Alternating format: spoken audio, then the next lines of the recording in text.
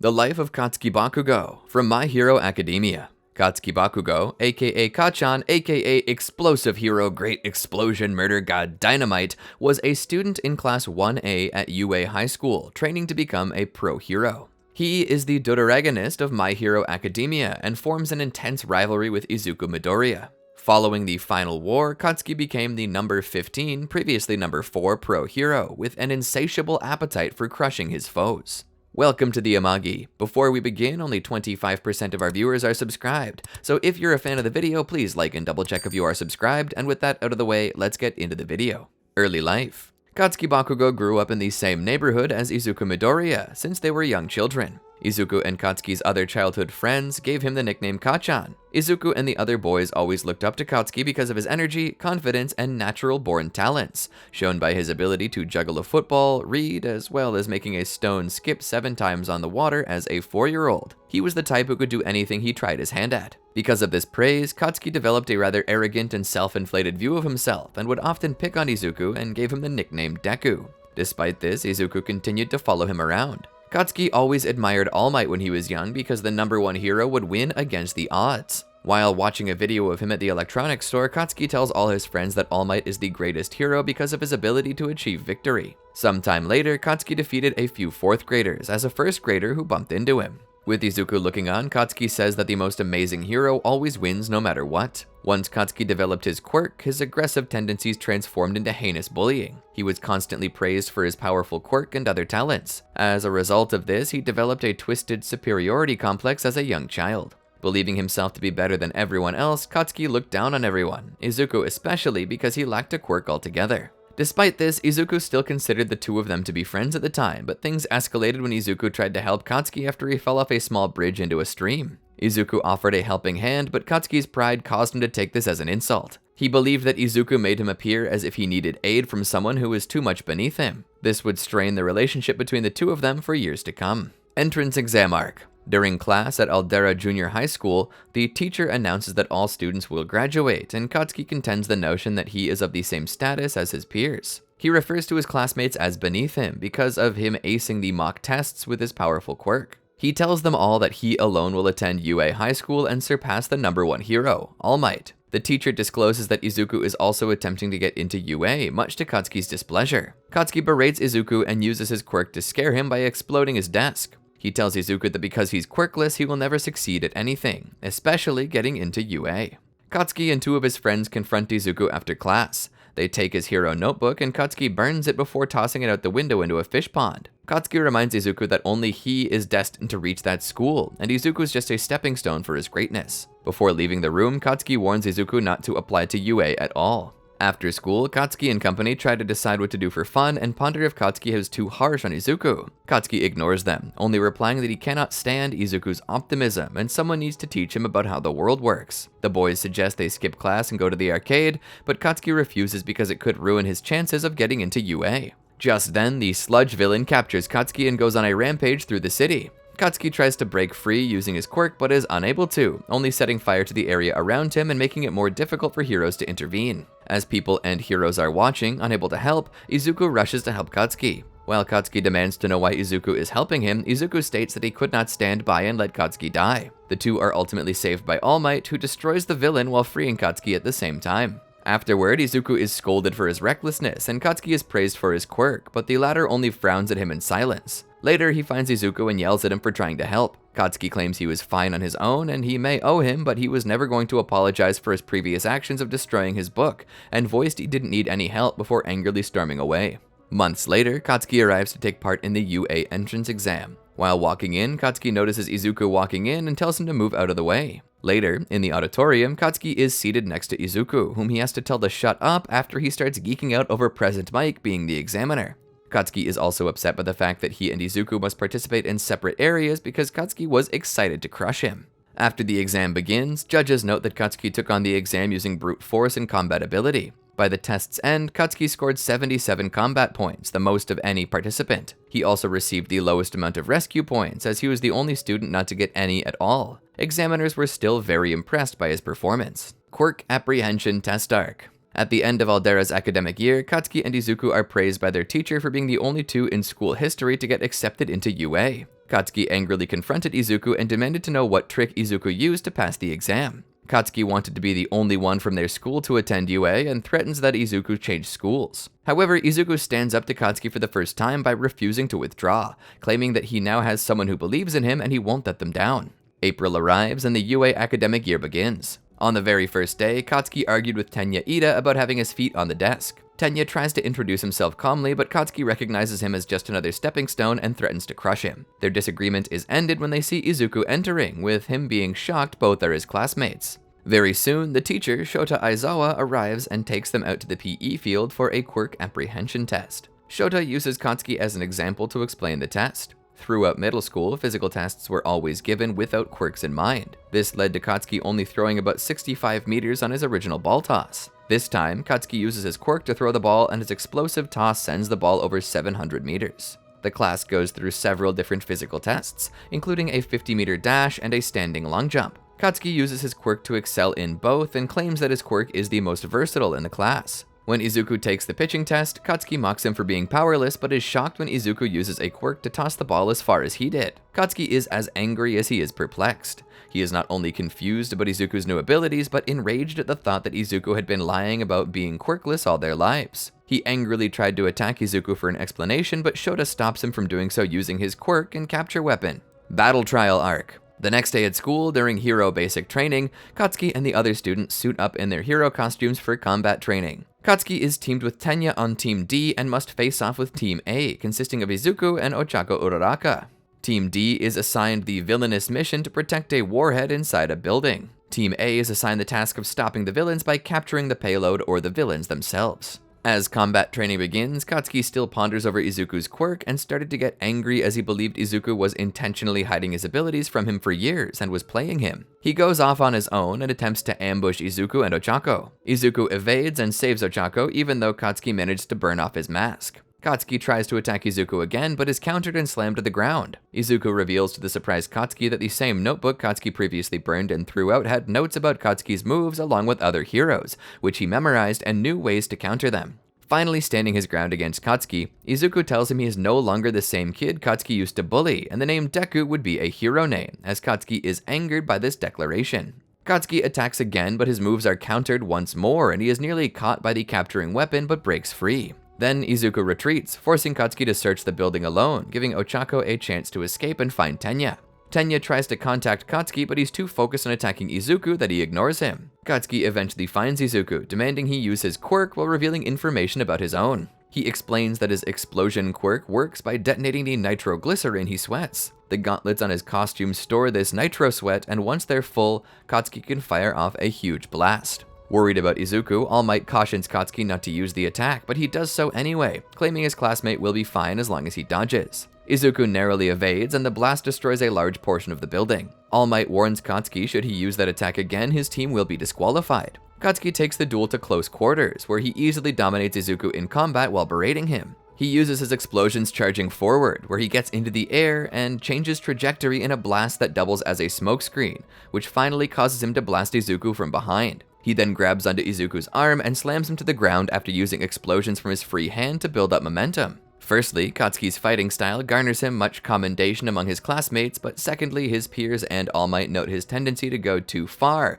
as well as act like a villain. Katsuki again demands that Izuku use his quirk and questions whether Izuku feels he's too good for him now. This irritates Izuku, who expresses that he has always felt Katsuki was better and that's why he wants to beat him. Filled with emotion, both fighters rush each other for a final clash as Izuku uses his quirk, which delights Katsuki as he moves to attack. Knowing he cannot defeat Katsuki at close range, Izuku alerts Ochako and uses his quirk to smash the ceilings from every building story above him. The shockwave creates enough debris for Ochako to use on the floor above. She uses her quirk to float the debris and sends them flying at Tenya, then uses the opening to grab the weapon and secure victory for Team A. In disbelief at his loss, Katsuki begins to panic and hyperventilate at the idea of losing to Izuku for once. He is soon calmed and consoled by All Might, who tells Katsuki that it does not matter whether he won or lost, but that he takes a look back to reflect on his experience and learn from it. All Might leads Katsuki back to the monitoring room with the rest of the class where they critique the match. Back in the monitor room, All Might declares Tenya the MVP of the exercise and asks the class why. Momoya Yorozu comments that Katsuki acted under a grudge and that his attack was far too foolish for the exercise, to which All Might agrees while Katsuki sulks. Katsuki watches the next match between Team B and Team I. He is visibly stunned by Shoto Todoroki's incredible quirk, and starts to wonder if he really is the best after seeing that amazing power. After all the battle trials are completed and the school day is done, Katsuki storms out of the school but is followed closely by Izuku. Once he catches up, Katsuki asks if he will gloat, but Izuku reveals that he hasn't been deceiving Katsuki about his quirk. Izuku goes on to reveal that he got his quirk from someone else and can't yet control it, but Katsuki refuses to believe that, as the whole thing sounded ridiculous. In response, Katsuki admits his failure and inferiority to others, even admitting to agreeing with Momo and acknowledging that he can't defeat Shoto in a head-to-head fight. His pride has been damaged, and Katsuki declares that he'll never lose again and will follow his dreams to become the best. All Might arrives and tries to console him again, but this time Katsuki tells him off and promises to surpass the #1 hero without his help. USJ Arc. On the next day of school, reporters looking for an interview from All Might recognize Katsuki. They ask if he's the victim from the sludge villain incident, but he only responds by warning them to walk away. In Class 1A's homeroom, Shota criticizes Katsuki's performance during combat training. He says that Katsuki has the talent and tells him not to sulk over his defeat. Next, Shota asks the class to choose a president. Katsuki tries to get himself elected but ends up losing out to Izuku. Irritated, Katsuki demands to know who voted for him. During Hero Basic Training class, Shota informs the class that they will undergo yet another training exercise. However, this time it will be a rescue training event held at an outside facility. The students suit up in their costumes and head out on a bus to the training area. Katsuki is teased by his classmates on the ride there. Denki Kaminari and Tsuyu Asui both comment on Katsuki's repulsive attitude, outraging him. When the students arrive at the facility, Rescue Hero 13 greets them. Katsuki listens to her explanation of how she built the facility, and it is named the Unforeseen Simulation Joint. She goes on to lecture the students about using their powers to save people, but is ultimately interrupted by the arrival of several villains. Shota orders the class to evacuate with 13, but they're cut off by an ominous villain using his warping quirk. He introduces himself as Kurogiri of the League of Villains. Katsuki and Eijiro hastily attack the villain, but their attacks don't affect his intangible body. Kurogiri counters this by using his quirk to separate the class into many different simulation zones. Katsuki ends up with Eijiro in the Ruin Zone. Together, Katsuki and Eijiro easily defeat the villains trying to ambush them. While discussing what to do next, they disagree on their next course of action. Katsuki wants to defeat Kurogiri and cut off the villain's escape route, while Eijiro desires to save his classmates. A villain tries to take Katsuki by surprise, but he swiftly counters and routs the villain. He reassures Eijiro that their peers can handle themselves against the weak criminals. Eijiro is impressed by Katsuki's calm demeanor, but this only angers Katsuki, who claims he's always that way. Eijiro continues by stating that perhaps Katsuki is saying to have faith in their peers, and decides to accompany Katsuki's search for Kurogiri.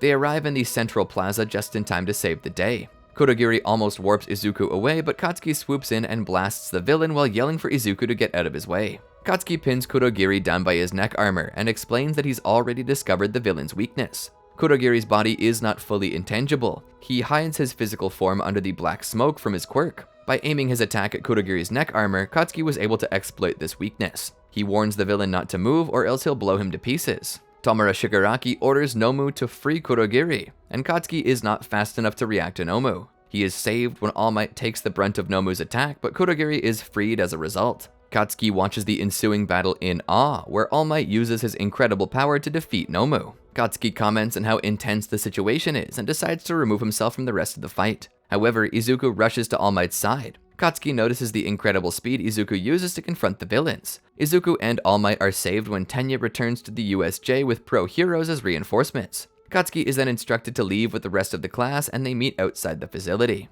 Katsuki thinks back to Izuku using his quirk to save All Might and is frustrated by it, but is abruptly told by Eijiro to return with the class to school. UA Sports Festival Arc. 2 days after the attack on the USJ, Katsuki and his classmates return to school and talk about the attack. Minoru Mineta complains about his fear, and Katsuki responds by insulting him and telling him to shut up. After Shota returns to class, Katsuki and his peers are lectured about the importance of the upcoming UA Sports Festival. At the end of the day, Katsuki confronts a mob of students blocking Class 1A's exit. Katsuki realizes these students must be there to scout their competition for the festival because Class 1A survived a real villain attack. He tells the crowd that he is a real future pro and for them to move aside, calling them extras. Katsuki is approached by Hitoshi Shinso, who says that although some students may be scouting, he is there to declare war on them.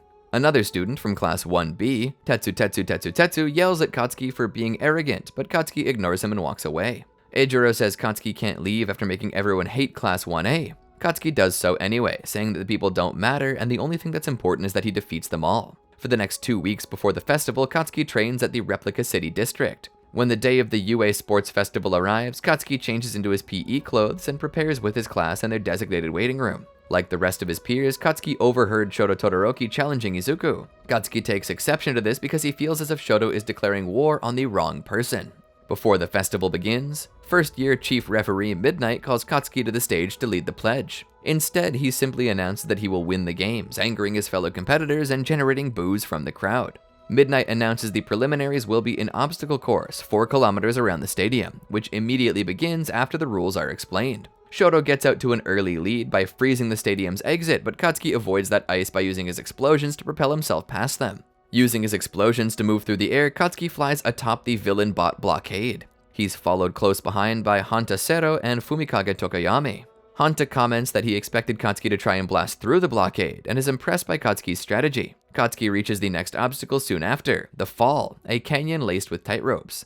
Katsuki avoids using the tightropes altogether by flying over the canyon completely. After Shoto reaches the final leg of the race, the minefield, and is forced to slow down, Katsuki finally catches up to him. Katsuki yells at Shoto for declaring war on the wrong rival, and the two engage in combat as they run for first place. Then, suddenly, a giant explosion goes off, propelling Izuku past both of them. Although Katsuki and Shoto momentarily catch up, Izuku uses a second explosion to stop them for just enough time to cross the finish line first. Katsuki crosses the finish line after Shoto, placing in third. Katsuki is enraged after losing to Izuku again, but qualifies for the second round, the cavalry battle. While Midnight explains the rules of the cavalry battle, she notes that anyone who knocks other teams down will be disqualified, irritating Katsuki. Having placed third in the obstacle race, Katsuki is worth 200 points for the cavalry battle. While everyone scrambles to make teams for the second round event, many students from Class 1A try to convince Katsuki to form a team with them. However, he is unable to recall their names or their quirks, making them comment negatively on his ego. Then, Eijiro Kirishima asks to join, but Katsuki forgets his name and greets him as Dumb Hair. After correcting him and pointing at his spiky hair, Eijiro pitches his quirk's compatibility to Katsuki's. Katsuki says he needs someone with guts, and Eijiro replies that they should go after Izuku's 10 million points together, exciting Katsuki. Team Bakugo is formed with Katsuki as the rider and Mina Ishido, Hantasero, and Eijiro as his horses.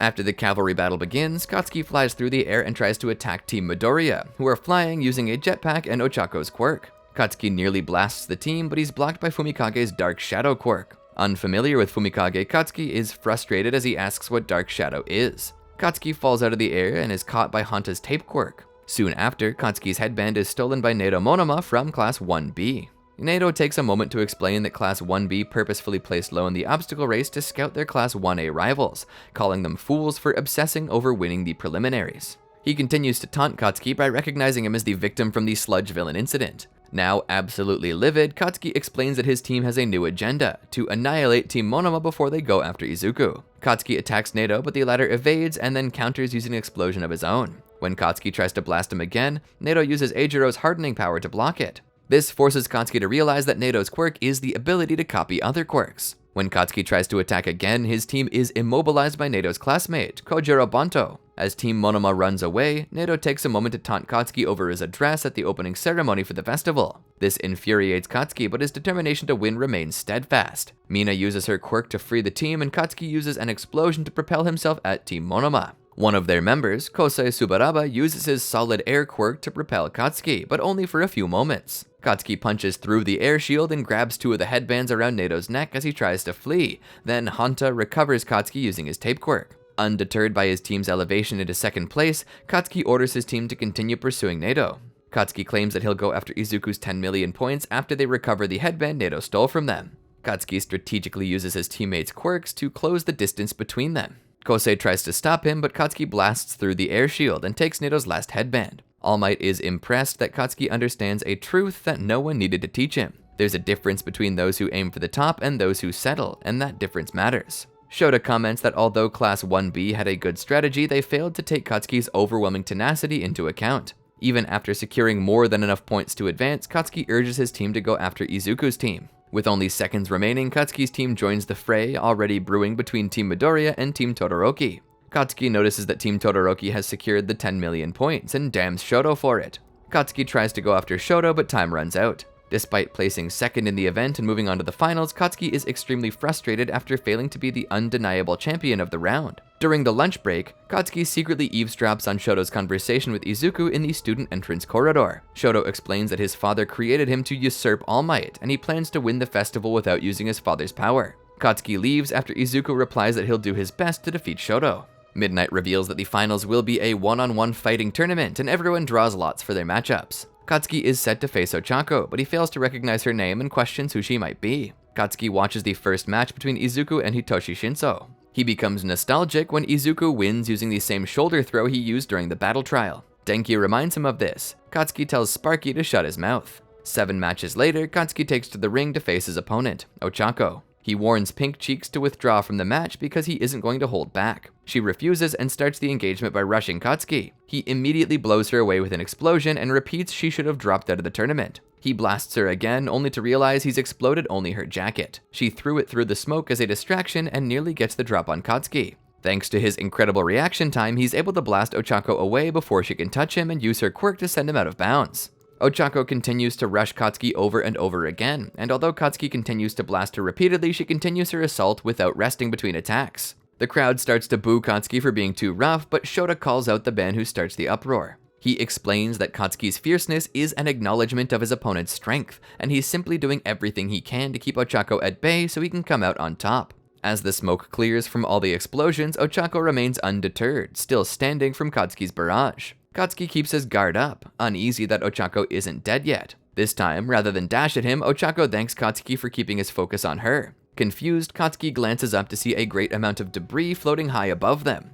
Ochako kept low to the ground as she moved so that Katsuki's explosions tore up the floor of the ring, creating weapons for her. Then she kept him focused on her by attacking relentlessly, rendering Katsuki oblivious to the impending meteor storm. As she releases her quirk, causing all the debris to fall down towards Katsuki, Ochako rushes at him to try and capitalize on an opening. Without any other choice, Katsuki unleashes a large, powerful explosion that repels all the debris, horrifying his opponent as she gets blown away as well. Katsuki figured Ochako would have some sort of plan since he now remembered her being friends with Izuku, and quietly states to himself that this was a close call. Katsuki rushes Ochako, claiming it was time to get serious. She tries to stand up to fight but ends up collapsing. He keeps his guard up even as she crawls towards him, but Ochako ultimately falls unconscious and Katsuki is declared the victor. On his way to the student section, Katsuki happens upon Izuku in the hallway and is immediately irritated by his presence. He accuses Izuku of providing Ochako with her annoying strategy, but Izuku angrily denies it and says that if the battle was harder than Katsuki anticipated, then it was because of Ochako's own plan and not his.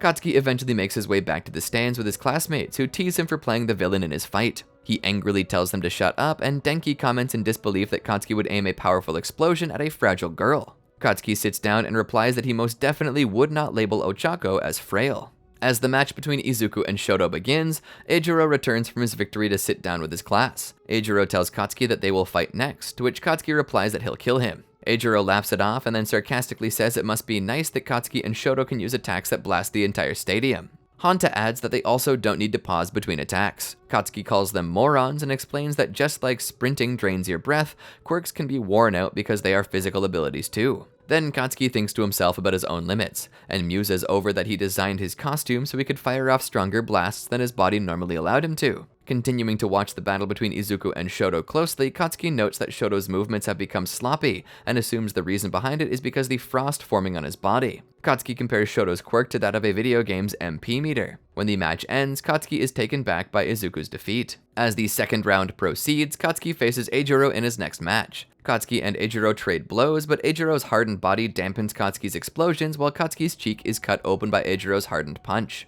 Katsuki is forced on the defensive because of Eijiro's defensive abilities, but is eventually able to injure Eijiro after landing a few more explosions. Katsuki realizes that Eijiro's hardening weakens through continuous strikes, and takes advantage of that by barraging him with a series of explosions. Eijiro's defense eventually gives way, and he is knocked unconscious by Katsuki's final blast. In his semi-final matchup, Katsuki duels with Fumikage. He comments that Fumikage's Dark Shadow is annoying and continues to brutalize it using his explosions. Fumikage is forced completely on the defensive as Katsuki's attacks continue to get faster, not giving his opponent any room to counterattack.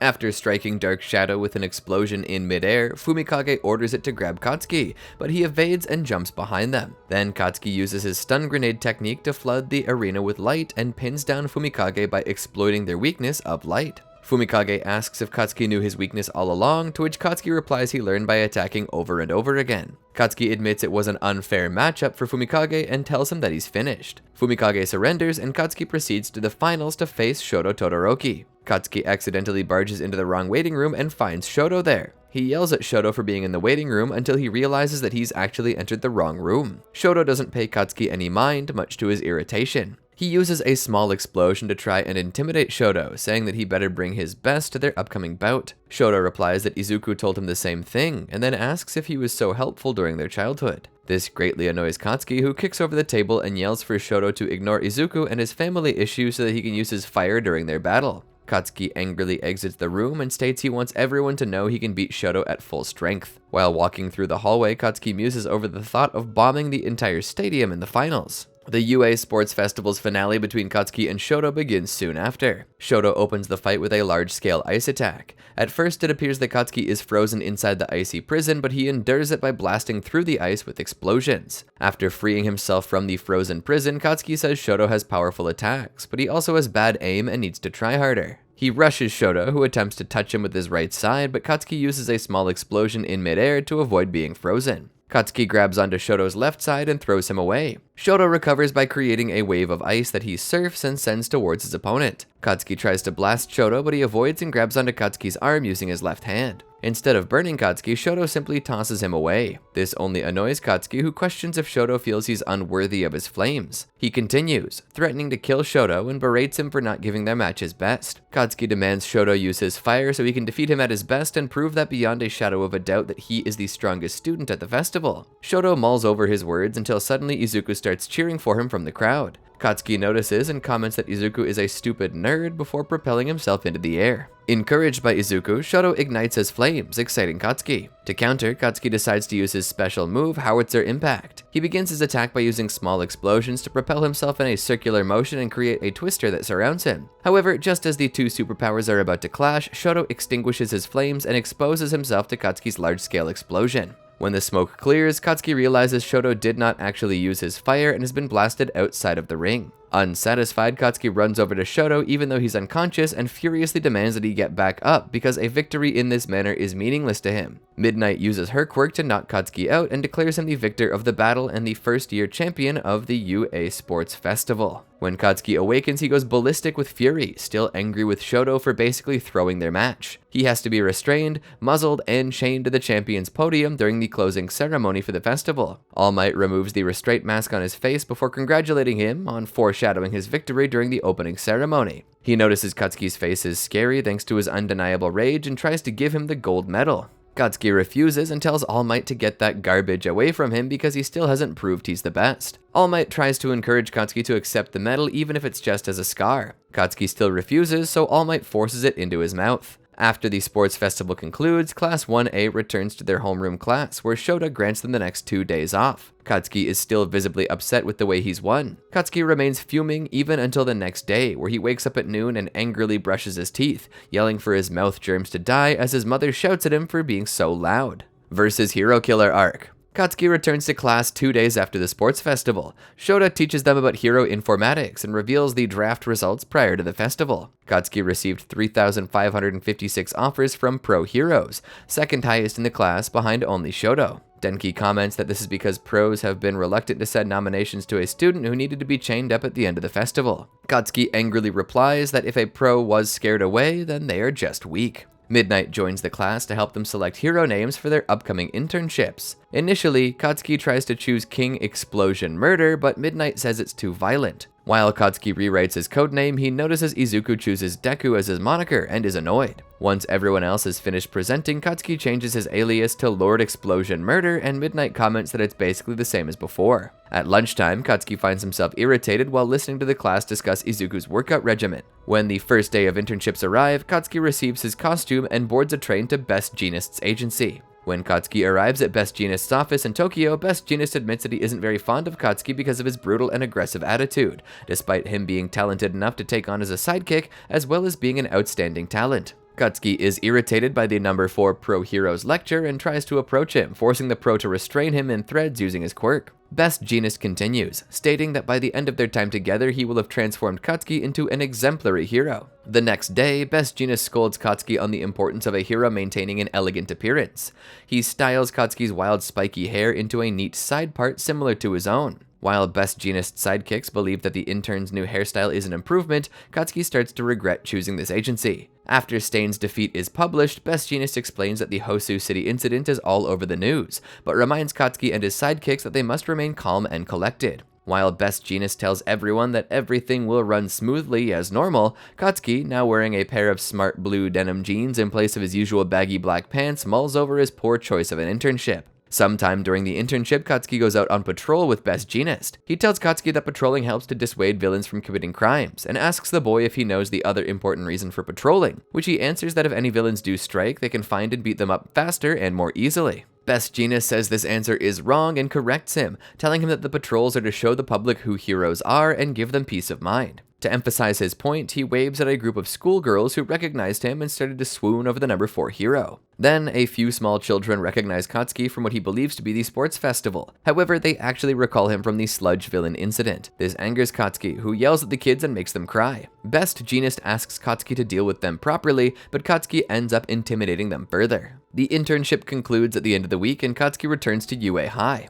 His first day back, he is immediately met by Eijiro and Hanta hysterically laughing and making fun of his new haircut. Embarrassed, Katsuki demands that they stop, telling them that his hair has gotten used to its new style and he couldn't get it to return to its previous style. Katsuki threatens them, but they continue laughing, telling him that they'd like to see him try and calling him pretty boy. This nickname causes Katsuki to lash out at them in anger and his hair returns to normal. During basic hero training, Katsuki immediately declares Izuku will lose, but watches the rescue training race and notices Izuku's new abilities are copies of his own movements. Katsuki is greatly shocked and irritated that Izuku improved a great deal while he was stuck wasting his time with Best Jeanist. Final Exams Arc. 1 week prior to final exams, Eijiro notes that Momo is being virtuous in her studies and suggests that he may join her. Katsuki, who came in 3rd in midterm grades, angrily asks if Eijiro wants him to beat the lessons into his head, as Eijiro doubts he's counting on it. After lunch, Katsuki overhears Denki and Mina talking about how the practical portion of the finals consists of fighting robotic villains. Katsuki believes they're far too excited and yells at them both, telling them he'd destroy whatever was in the way and they needed to learn to control their quirks as the scared duo note he is right. Katsuki turns his attention to Izuku and states that the way the latter is using his quirk now is pissing him off. Ochako figures that Katsuki is referring to Izuku's movements during the rescue training race and how they matched Katsuki's own. Katsuki claims he doesn't want an empty victory like the UA Sports Festival and says that their personal grades in the upcoming finals will determine their status. Katsuki declares that he will do the best as he threatens to defeat Shoto as well before he storms out of class. Eijiro notes that Katsuki hasn't been so intense in a while, and Fumikage replies that the impatience and hatred have gotten the better of him. As Katsuki walks through the school corridors, Shoto notes that Katsuki is getting worse. In the days leading up to the final exams, Katsuki helps Eijiro study. After completing the written portion of the exams, Katsuki and his class meet at the training grounds in their costumes for the practical portion. There, Class 1A meets with the teachers, and Principal Nezu explains that the practical has been changed from fighting robotic villains to being paired together and facing off with one of the teachers. Katsuki is shocked to find out that he and Izuku have been paired together against All Might in the 10th and final match. Principal Nezu goes on to explain that students can either escape or handcuff their teachers to pass the exams within 30 minutes. All Might adds that the teachers will wear high-density weights to give the students a handicap. Katsuki claims that the teachers are underestimating the students, but All Might replies that they will see during their battle. Shota dismisses the students, and Katsuki shuns Izuku to wait for their battle alone. When the time arrives for their match, Katsuki tries to ignore Izuku while walking through the replica city. Izuku pleads with Katsuki to consider escaping rather than fighting All Might. Katsuki refutes him and says he will beat All Might himself. Izuku replies that it isn't possible, angering Katsuki enough for him to hit Izuku and demand he stop speaking. Izuku says he's trying to communicate so they can pass, but Katsuki replies that Izuku's power isn't needed in this battle. They begin yelling at each other but are interrupted with a shockwave sent by All Might that decimates the city street. Katsuki notices All Might's malicious presence and notes how intimidating it is. Izuku wishes to run, but despite this, Katsuki decides to stand his ground. He uses Stun Grenade to blind All Might, but the hero resists and grabs Katsuki's face. Katsuki counterattacks with small consecutive explosions that don't appear to harm All Might, and he slams Katsuki into the ground. When he recovers, Katsuki tries to rush All Might, but ends up crashing into a fleeing Izuku. After the recoil, Izuku tells Katsuki that they need to retreat, and Katsuki replies that he will win because that's what heroes do. This prompts Izuku to remember their childhood and how Katsuki admired All Might as a hero because he always won in the end, regardless of the situation. Izuku continues his pleas to no avail, and then suddenly All Might pins down Izuku using a guardrail, before sending Katsuki flying with a punch powerful enough to make him vomit. All Might approaches Katsuki and says he understands Katsuki's anger is because of Izuku's sudden growth. He continues, saying that Katsuki is stifling his own potential, but Katsuki interrupts and says that if he has to work with Izuku, then he'd rather lose. Disappointed with his student's reply, All Might prepares to finish him off. Izuku quickly comes to the rescue and punches Katsuki away, telling him not to say he'd rather lose. Izuku carries Katsuki away down an alleyway until Katsuki makes him stop. He tells Katsuki to at least try working together because saying he'd rather lose is against Katsuki's nature. Angered, Katsuki blasts the piece of wall next to Izuku's head and says that they can't avoid fighting All Might. Katsuki believes their only chance is to blast him at point blank with all the firepower they have and then run as fast as they possibly can. When All Might passes by their alleyway, Katsuki makes himself known and blasts All Might from behind, all while struggling to come to terms with his decision to work with Izuku. Once Katsuki gets All Might's attention, he calls for Izuku to appear behind the #1 hero, having given him a Grenadier Bracer beforehand. Izuku pulls the pin from the gauntlet and blasts All Might. He questions how Katsuki has been using such a powerful weapon, and Katsuki orders them to run to the escape gate together. While fleeing, Katsuki notices that All Might destroyed the entire area from their initial entrance to the escape gate earlier. Izuku comments that All Might isn't chasing them and perhaps got knocked out by the explosion. Katsuki tells him that he's an idiot for believing that and gets taken by surprise when All Might suddenly catches up with his blistering speed and breaks both of the Grenadier Bracers. All Might knees Katsuki into a building and grabs Izuku. Katsuki quickly recovers and rushes All Might again, only for him to slam Izuku into him and subsequently pin them both down. While immobilized, Katsuki mulls over All Might's overwhelming power and admits he is the world's greatest hero. All Might dissects their earlier plan and states that the fight is over because he's destroyed the Grenadier bracelets. Katsuki demands he stops talking and blasts All Might with a super explosion similar to the one he used against Ochako in their sports festival fight. He then grabs Izuku and warns him he's going flying. He throws Izuku towards the escape gate only for All Might to smash him into a nearby bus. Katsuki rushes over to distract All Might and admits to himself that it was foolish to believe he could best All Might without taking any risks, and uses a second super explosion against him. Izuku moves slowly towards the gate and Katsuki yells for him to hurry. Katsuki continues to blast All Might with super explosions so that Izuku can make for the escape point, which would force All Might to stop him. All Might does just that, giving Katsuki the opening they were looking for. However, All Might avoids Katsuki's attack and slams him into the ground. Falling out of consciousness, Katsuki bites All Might's hand and says he refuses to believe that he can't win, even if he's up against All Might. Surprisingly, Izuku does not escape. Instead, he rushes back to help Katsuki. Izuku smiles and punches All Might in the face, asking his mentor to move aside. While All Might is suffering from slight recoil, Izuku grabs Katsuki's unconscious body and gets through the escape gate. Katsuki and Izuku pass the exam and are taken to Recovery Girl's office to receive treatment. Recovery Girl scolds All Might for not restraining himself during the fight. Recovery Girl says that Katsuki likely won't be able to wake up for a while and they should both rest with her. All Might muses over Katsuki's ability to smile in the face of adversity and says he cannot wait to see how much stronger he will become in the future. Once final exams conclude, Katsuki learns that he passed both portions of the final exams and will attend training camp during the summer. After class, Katsuki's peers decide to go shopping to buy what they need for the camp. Eijiro asks Katsuki to join them, but he refuses. My Hero Academia, 2 heroes. Because he won the UA Sports Festival, Katsuki was invited to I Island and was accompanied by Eijiro. On I Island, Katsuki and Eijiro participated in the villain attraction, in which the former reached first place at 15 seconds. However, Katsuki notices Izuku and several of his classmates watching from the stands, and naturally irritated, blasts himself over to Izuku and yells, making a scene. Izuku himself then participates in the game, scoring 2nd place at 16 seconds, annoying Katsuki as his classmates praise Izuku's skills. He is further pissed off when he sees that Shoto took his spot at 14 seconds and angrily interrogates them. Tenya, Eijiro, and Izuku arrive to restrain Katsuki before the situation could escalate, the class president yelling that they cannot misrepresent UA to the world. Katsuki is invited to attend the reception party at 6:30 p.m., but initially refuses to go because he does not want to listen to adult speeches and because he's unprepared.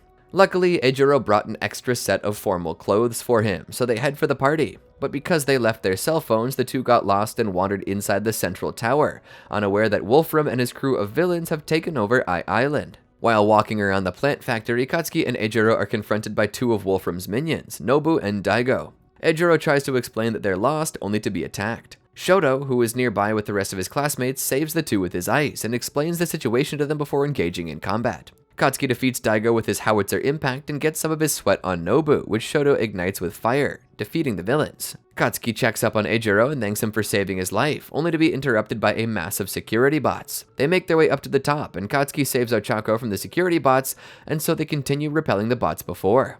The wind threatens to throw the floating Izuku and Melissa's shield off course, but Katsuki moves one of the turbines, and Shoto uses his flames to push hot wind in their direction, correcting their course. At the top of the central tower, Katsuki and Shoto arrive in time to save All Might, with the rest of their classmates arriving to help. Impassioned by everyone's willingness to help, All Might breaks free and goes to defeat Wolfram, but the latter demonstrates a second muscle augmentation quirk, confusing him. Izuku kicks the iron prison and saves All Might, and thanks to Katsuki and Shoto clearing a path, the two heroes use a double Detroit smash to defeat Wolfram. Shoto and Katsuki smile in celebration, but the latter turns away and frowns in embarrassment as Shoto noticed. Katsuki later hangs out with Class 1A after the I-Island Expo opened. Forest Training Camp Arc. A day prior to summer break, Izuku invites Shoto and the other boys from Class 1A to the pool for endurance training. They hold competitive swimming races, and Katsuki wins his leg by flying over the pool instead of actually swimming. Just before Katsuki, Izuku, and Shoto compete in the final race, Shoto arrives and tells them they're out of time to use the pool and kicks them out. Afterward, Katsuki claims he'll never lose to Izuku or Shoto. Summer break begins, and Class 1A rides a bus to a forest reserve belonging to the hero team Wild Wild Pussycats. Pixie Bob and Mandalay introduce themselves and challenge the students to reach base camp past the forest in 3 hours. When most of Shoto's peers refuse, he and his class are forcibly thrown into Beast's forest by Pixie Bob's quirk. A monster created from dirt clods immediately attacks Minoru. Katsuki works together with Izuku, Shoto, and Tenya to defeat it. Class 1A works together to fight their way through Beast's forest. They encounter several dirt monsters. Katsuki and Shoto take one out together, much to Katsuki's displeasure. Class 1A doesn't arrive at base camp for several more hours. Well over their time limit, Class 1A arrives at the base camp exhausted and battered. Mandalay reveals the time limit was the expectancy for actual heroes, not the students. Mandalay's nephew Kota punches Izuku in the groin. Katsuki says the boy is precious, and Shoto compares the two to each other. This angers Katsuki, and he threatens Shoto until Shoto breaks it up. The Pussycats serve the students dinner, and the boys bathe in the hot springs afterward. Training begins the next day. Shoto makes an example out of Katsuki by having him throw the ball like he did during his fitness test. Katsuki expects to toss the ball over a kilometer, but only throws it 4 meters farther. Shoto explains that while the students have gotten stronger, their quirks have not. Katsuki trains by soaking his hands in boiling water to open his sweat glands and then creating a large explosion repeatedly. On the evening of the 3rd day, Katsuki ends up paired with Shoto for the test of courage. He tries to make Mashirao switch partners with him, but Mashirao refuses. Class 1A students roam the forest while Class 1B students try to scare them. The duo is slightly shaken by Yue Kodai and Ragdoll. The League of Villains Vanguard Action Squad unexpectedly attacks the training camp during the night. Shoto, who is carrying an injured Kosei Suburaba, and Katsuki walk through the forest while trying to avoid the poisonous gas. Mandalay sends out a message using her telepathy quirk, telling the students not to engage the invading villains. On their way, they encounter the villain Moonfish. Katsuki asks Shoto which group was ahead of them, to which Shoto answers Fumikage and Meizo. The villain admires a severed arm on the ground and turns his attention to the duo before warning them not to distract him from the flesh. Mandalay sends a telepathic message to all the students, giving them permission to engage in combat. She also informs everyone that Katsuki is one of the villain's targets. Katsuki ignores Mandalay's warning and rushes in to attack Moonfish. Moonfish nearly stabs Katsuki with his quirk-enhanced teeth blades, but Shoto blocks it with his ice. Shoto warns Katsuki not to attack carelessly. Irritated, Katsuki mentions that he gets the feeling Izuku is involved in Mandalay's sudden change of heart. Moonfish nearly stabs Katsuki again, but he evades. Shoto repels him using ice, and the villain moves through the treetops using his quirk. Shoto sternly tells Katsuki not to start fires because they could ignite the forest and kill their own classmates. Moonfish continues his assault on the tandem from the sky. He rains down teeth attacks that pierce Shoto's ice and nearly strike the boys. Frustrated with his inability to fight back, Katsuki threatens to blast the villain without restraint. Shoto tells him not to, and Katsuki angrily tells Shoto to cover the forest with ice should they burn. Shoto replies that a large-scale explosion could impair his vision and make it difficult for him to target a fire. Their battle is interrupted when a berserk dark shadow rampages through the forest, chasing after Meizo, who is carrying an injured Izuku on his back. Meizo desperately pleads for one of them to provide light to tame Dark Shadow. Shoto prepares his fire, but Katsuki tells him to wait. Moonfish attacks Dark Shadow and is ultimately crushed as a result. Katsuki advises Shoto to wait until Dark Shadow finishes the job, and it defeats Moonfish. Immediately following the criminal's demise, Katsuki and Shoto create light with their quirks to return Dark Shadow to its weaker form. Katsuki reminds Fumikage that his quirk is a bad matchup for Dark Shadow. Fumikage thanks the boys for saving him, and then the group decides their next priority is to escort Katsuki back to camp. Katsuki watches in confusion as the group devises a plan to protect him. When they decide on their strategy, Katsuki yells at them and tells him he doesn't need protection. They start to move out as Katsuki continues to complain. The Bakugo escort team eventually reach Ochako and Tsuyu, fighting off Himiko Toga. Izuku recruits them to their mission. The girls question why Katsuki isn't present, forcing them to realize that Katsuki and Fumikage are missing. Mr. Compress makes his presence known and explains that he took Katsuki with his magic because he'll shine brighter on the villain's side. The Bakugo escort team chases Mr. Compress until the boys are able to tackle him out of the air. They stop him at the villain's rendezvous point, and a battle ensues to decide the fate of Katsuki and Fumikage. The team is able to rescue Fumikage, but Katsuki is ultimately captured by the Vanguard Action Squad. As his body is reverted from Mr. Compress's quirk, Katsuki is dragged by his neck by Dabi into Kurogiri's portal. Izuku cries out for Katsuki, only for the latter to nervously reply for Izuku to stay back.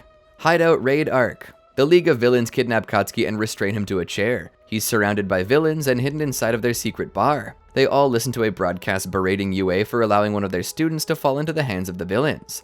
Tomura Shigaraki explains that hero society has been shattered and the villains have gained a victory over pro-heroes. Tomura suggests that Katsuki join them since he's known for winning. Tomura asks Dabi to release Katsuki's restraints. Dabi refuses because he knows Katsuki will fight back. He makes Twice do it instead. Mr. Compress apologizes for kidnapping Katsuki in such a violent manner and assures him that the League of Villains is an organized group. Katsuki is relieved of his restraints and he immediately knocks Twice over and blasts Tomura's mask off with an explosion to his face. Katsuki complains about the villains' endless talking and surmises that they just want him to join so they can start trouble. He emphatically states that he loves to win, but he'll only win as a hero like All Might, and the villains will never change that. Katsuki knows his value to the League and believes he can take some of them out before he escapes. Magna mentions that Katsuki is clever, but Mr. Compress argues that he should have pretended to be on the villain's side. Katsuki replies that he'll never fake anything he does. Tomura recovers and orders his allies to stand down. Tomura puts his mask back on and expresses his disapproval of Katsuki's refusal. With no other choice, Tomura asks his master to lend him his power. Katsuki is surprised to learn that Tomura isn't the actual leader and taunts him for it. Tomura orders Compress and Kurogiri to restrain Katsuki again, and the young student worries that Kurogiri is too fast for him to fight. Their confrontation is interrupted by a sudden knock at the door from Kamino's pizza delivery. When everyone is focused on the mysterious knock, All Might breaks in the opposite wall of the hideout behind the villains to take them by surprise. Kamui Woods quickly restrains everyone except Katsuki. All Might apologizes to Katsuki, who refuses to admit he was ever scared. Before All Might can finish interrogating the villains, a mysterious black liquid transports Nomu into the hideout. They distract the heroes while the black liquid spills from Katsuki's mouth and warps him away before All Might can save him. Katsuki is transported to the Nomu factory by All For One. All For One helps Tomura start his scheme over again because he deemed Katsuki an important piece of the plan. All Might swiftly catches up to the villains and confronts All For One alone. Katsuki is shocked the boss villain is able to hold All Might back with his bare hands. All For One repels All Might with a powerful air cannon and Katsuki yells out in disbelief. All For One assures him All Might will return and orders his subordinates to capture Katsuki and retreat. The villains surround Katsuki and the young man knows he'll have to fight to survive. Katsuki battles the villains 6-on-1, using his explosions to evade their attacks and keep them at bay. He knows the villains are trying to drag him away by force this time and he can't let Compress lay a finger on him. All For One is holding All Might back, so Katsuki is on his own. Katsuki keeps his distance from the villains. He knows All Might can't fight at full power with him around. Izuku, Tenya, and Eijiro suddenly launch themselves into the air high above the battlefield. Eijiro calls out to Katsuki, telling him to come and escape with them. Katsuki listens to his closest friend and uses a giant explosion to propel himself high into the air. He uses a second explosion to soar through the sky and catch up with his fellow students, calling them idiots after he grabs Eijiro's hands. Compress pursues the group, but Mount Lady stops him. Gran Torino stops the other villains from chasing the kids and they escape safely. Katsuki times an explosion that helps the group land safely. They escape into the city and Izuku calls Shoto to confirm the rescue was a success. Katsuki argues that he wasn't rescued and only left with them so All Might could fight at max power. The world watches the epic clash between light and darkness on a public screening. All For One manages to injure All Might and reveals his weak form to the world. As All Might stands silently near defeat, Katsuki becomes nervous. He and Izuku both yell out for their favorite hero to fight back and win. All Might defeats All For One in epic fashion, putting Katsuki's mind at ease. After his victory, All Might delivers an inspiring message, saying, "You're next." Everyone believes All Might is referring to putting a stop to the other villains, but Izuku starts crying dramatically. Katsuki notices the strong difference between Izuku's reaction compared to everyone else. Katsuki's classmates take him to the police station and he's returned home. After the events of his kidnapping and the fight in Kamino, UA decides to transform into a boarding school. All Might and Shota visit the Bakugo household to get Katsuki's parents' permission. His mother Mitsuki immediately agrees to the plan and slaps Katsuki across the head for being weak. He yells at her not to hit him, but she does it again and yells back. Katsuki's father tells them to stop arguing in front of the teachers, but Katsuki tells him to stay out of it. All Might and Shota ask again if Katsuki's parents are sure about moving Katsuki into a dorm. Mitsuki claims she's grateful for it because she was relieved to hear Shota claim the villains would have no sway on Katsuki at the press conference following the kidnapping. She goes further to say how she is happy they see him for who he is and don't pride him like others did, which is what caused his personality. She knows UA will face harsh criticism, but claims the Bakugo family will entrust Katsuki to them, as they're forever thankful for what they've done. Afterward, Katsuki follows All Might outside and asks what Deku is to him. All Might claims he's his student, just like Katsuki is. Katsuki is disappointed with his answer. Mitsuki tells him not to go outside, and Katsuki returns to his home. Provisional Hero License Exam Arc. Class 1A moves into Heights Alliance following UA's conversion into a boarding school. Shota introduces his class to their new homes, but first he confronts them about Katsuki's rescue. He claims everyone but Katsuki, Kyoka, and Toru would be expelled if it weren't for All Might's retirement. The mood over the class becomes gloomy. Katsuki raises everybody's spirits by forcing Denki into his stupid state. He then repays Eijiro for the night vision goggles he bought for the rescue mission. Everyone moves into their new dorms, and the girls try to host a Room King contest. Katsuki thinks it's stupid and goes to bed instead. Class 1A begins training for the Provisional Hero License exam the next day. Ectoplasm, Midnight, and Cementos bring the class to Gym Gamma to develop a set of ultimate moves for the exam. Katsuki trains to develop his quirk by using his explosions to spar with an Ectoplasm clone. He's able to destroy one with a large-scale explosion and expresses his joy about being able to let loose again. He demands Ectoplasm give him another clone to fight and continues training. All Might and Shota watch and agree that Katsuki will continue to grow stronger. A few days later, Katsuki develops a new ultimate move. He focuses his explosion into a single point and then fires it off as a concentrated blast. Katsuki develops AP Shot, armor-piercing shot, and uses it to pierce a solid slab of stone. A piece of the stone falls close to All Might and Katsuki warns him. Deku suddenly swoops in and kicks the stone to pieces, surprising Katsuki and everyone watching. Irritated, Katsuki tells All Might to watch himself and storms off with an explosion. The day of the licensing exam arrives and Class 1A travels to the National Dagaba Arena. Inasa Yoarashi introduces himself to Class 1A and Katsuki notices he's from the most famous hero course in Western Japan, Shiketsu High.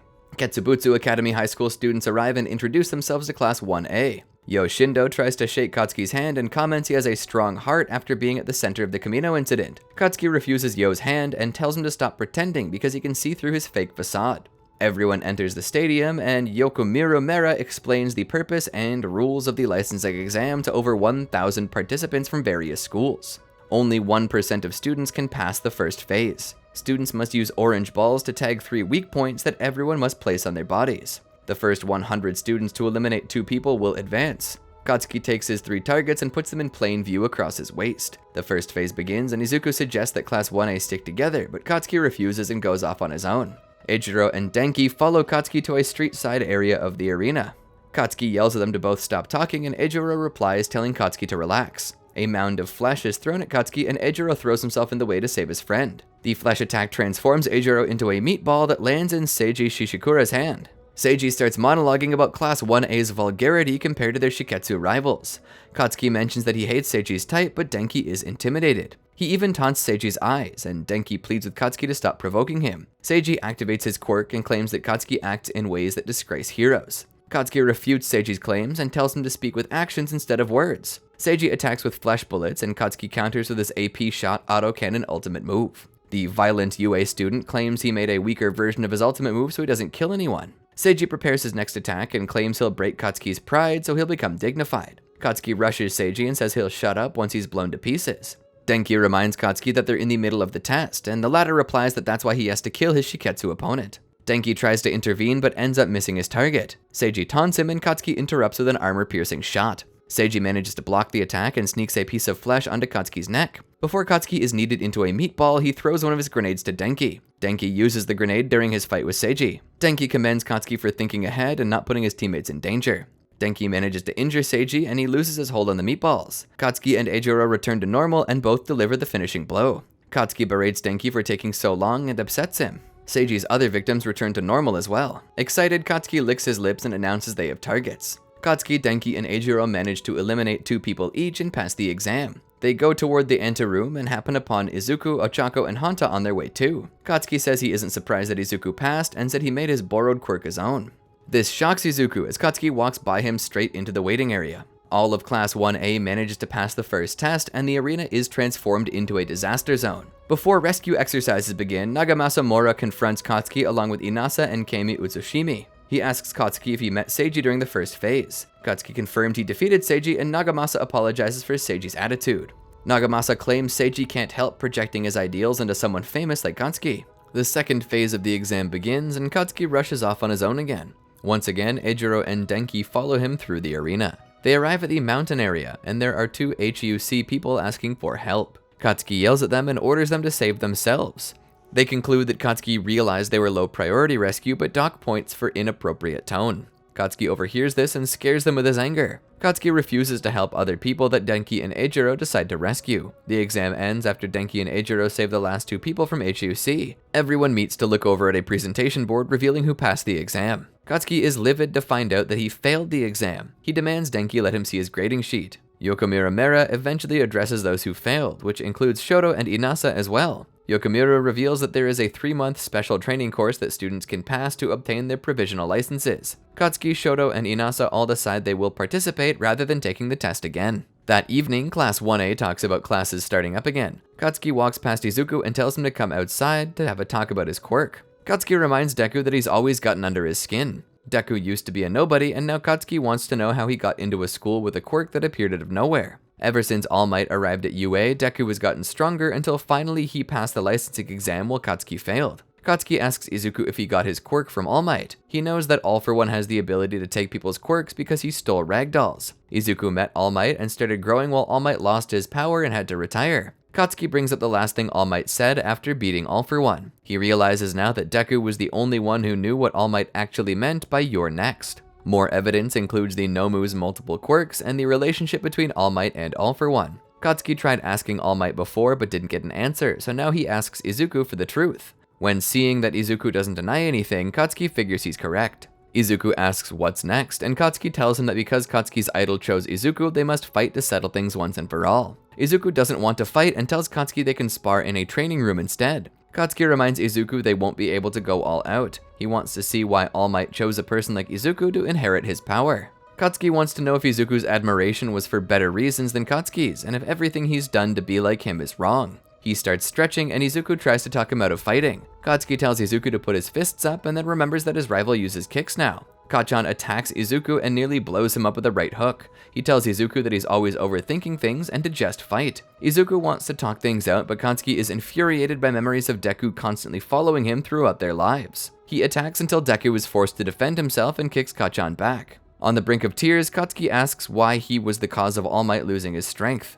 Katsuki feels if he had never gotten captured, then All Might never would have had to lose his powers fighting All For One. It's been haunting him, and this fight is an outlet for him to get his feelings out. Deku recognizes this and accepts Katsuki's challenge. Izuku kicks Katsuki in the face and declares he won't be Katsuki's punching bag. They've known each other for years, but this is the first time Katsuki and Izuku have finally let their feelings out into the open. They connect their hearts through combat as Katsuki relentlessly attacks Izuku without giving him time to think or catch his breath. Katsuki gets annoyed because he believes Izuku has a plan and is looking down on him. Izuku has always followed him throughout their lives, but Katsuki still thinks that Izuku just wants to be better. Izuku is surprised and takes a moment to explain that Katsuki is wrong. His power explodes as he becomes emotional and states that he wants to see what his amazing friend would become. Izuku delivers an 8% one-for-all kick that destroys Katsuki's attack, as the former claims that's why he's always chased him. Katsuki slides back and recovers from his injuries. He thinks on Deku's words and admits to himself that Deku has surpassed him. Both of them go all out and clash their quirks at full power. Izuku surprises Katsuki with his new level of speed and manages to force him back. Izuku gets riled up and he starts talking like Katsuki. They clash in midair and Katsuki believes he has the advantage. However, Izuku fakes a kick and catches Katsuki off guard with a 5% Detroit smash.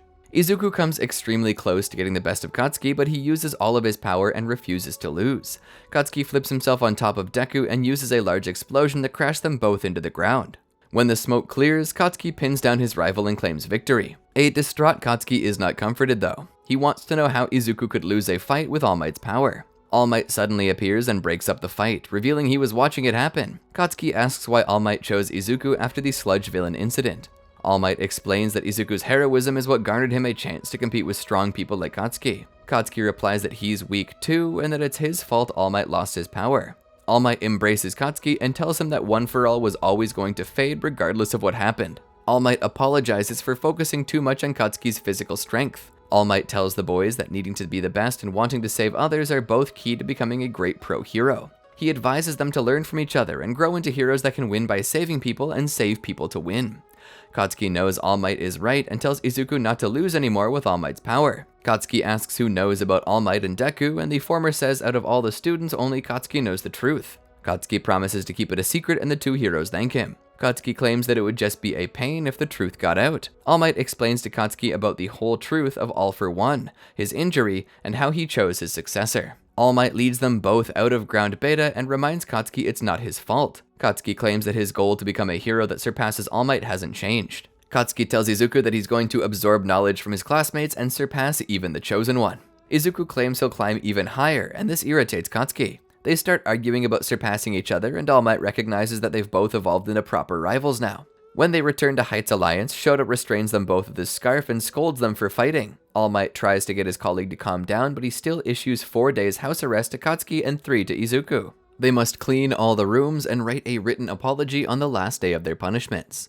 The next morning, Katsuki's classmates berate the duo for fighting. Already irritated, Katsuki gets even more annoyed when Shoto inquires about their extra classes. After everyone else leaves, Izuku asks Katsuki what he thinks about shoot style. After a small pause, Katsuki calmly tells Izuku that his movements are too obvious, and even when he got faster, his attacks were readable. He also adds that Izuku's punch irritated him. This is the first time that Katsuki and Izuku have a normal conversation with each other. Shie Hasakai arc. After his recent fight with Izuku, Katsuki still spends one more day on his house arrest. Katsuki feels irritated that he's still a few days behind his classmates, especially Izuku. However, Katsuki eventually returns to his class and resumes his daily lessons. For the following days, Katsuki and Shoto both go out to their dorms to retake the hero license exam, with Shoto constantly reminding the former to catch up with their other classmates.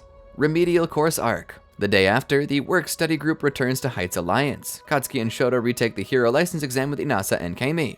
While there, they have to reach out to a group of unruly children with their hearts. Katsuki accurately deduces that there is a leader among the children who sets the mood for them to be rebellious. During all of this, Katsuki meets a young boy who has a similar attitude towards everything. Katsuki then advises him not to look down on others because then he would never acknowledge his own weaknesses. Katsuki ends up passing his exam alongside the others. Eijiro requests for Katsuki to train with him since he wants to test his limits. Katsuki ignores him and asks Izuku if he's made any improvements in his quirk, but Izuku states he is not. Katsuki berates him for his lack of initiative, as he brings up Izuku's promise to surpass him before he leaves. He then takes Eijiro up on his request. UA School Festival Arc. At UA High School, Class 1A chooses to make a band and dance performance for the UA School Festival. While walking outside, Katsuki overhears the Department of General Education talking about his class's performance for all of them. The Department of General Education students are taken aback by their arrogance even when they start all the conflict. Back in Class 1A's Heights Alliance, Tenya is busy helping plan Class 1A's band and dance performance. Kyokajiro suggests Club Rock and asks if anyone can play instruments such as drums. Denki Kaminari remembers that Katsuki had experience in playing drums, which Hanta Sero agrees to. Katsuki refuses to as Hanta mocks Katsuki's inability to do so. Katsuki grabs some drumsticks and starts playing the drums proficiently. Katsuki's performance impresses Kyoka, who wants him to play the drums. Katsuki begins walking away while expressing his disinterest. Katsuki also expresses his discontent with Class 1A presenting the band and dance performance as a stress reliever, believing people who sicken him do not deserve his courtesy, and states that all they're doing is indulging the other students. Tenya and Momo take Katsuki's views into consideration, as Shoto Todoroki points out that Katsuki should not speak ill of them as he hasn't partaken in the conversation. Katsuki tells them that they do not fight villains because they enjoy it, and likely they should not consider people's feelings for a band and dance performance. If they are going to do a band and dance performance, they should do it for the sake of it, not to please or help people. Katsuki announces that he will blow everyone away in UA with his sound. Some of Class 1A are surprised by Katsuki's willingness to participate. Kyoka also decides to do her best. Joint Training Arc. Katsuki spots Izuku speaking to All Might and decides to get answers.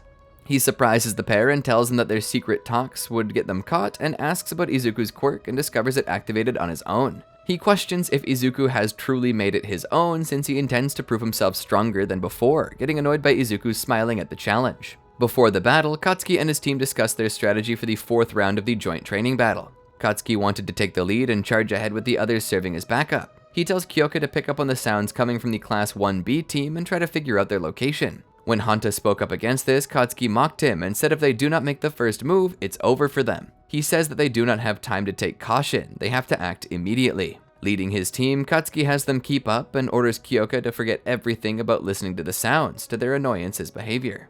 While surveying on his own, Katsuki believed he spotted Class 1B and had Kyoka use her quirk. She proceeds to do so and says that all the Class 1B team members should be nearby and to go find them. Upon further use of her quirk, she yells to her teammates that it's a trap. Setsuna appears behind Katsuki and says that his time is up and proceeds to attack with her quirk. It's revealed that Setsuna's quirk is Lizard Tail Splitter. With her quirk, she's able to split her body into several pieces and move them. At this point, she's able to divide her body up to 50 different parts depending on the length. Katsuki gets bombarded by Setsuna's quirk and notes that while their strength does not amount to much, they annoy him because they're too small of targets. Soon, Katsuki evaded her and arrived to help his teammates.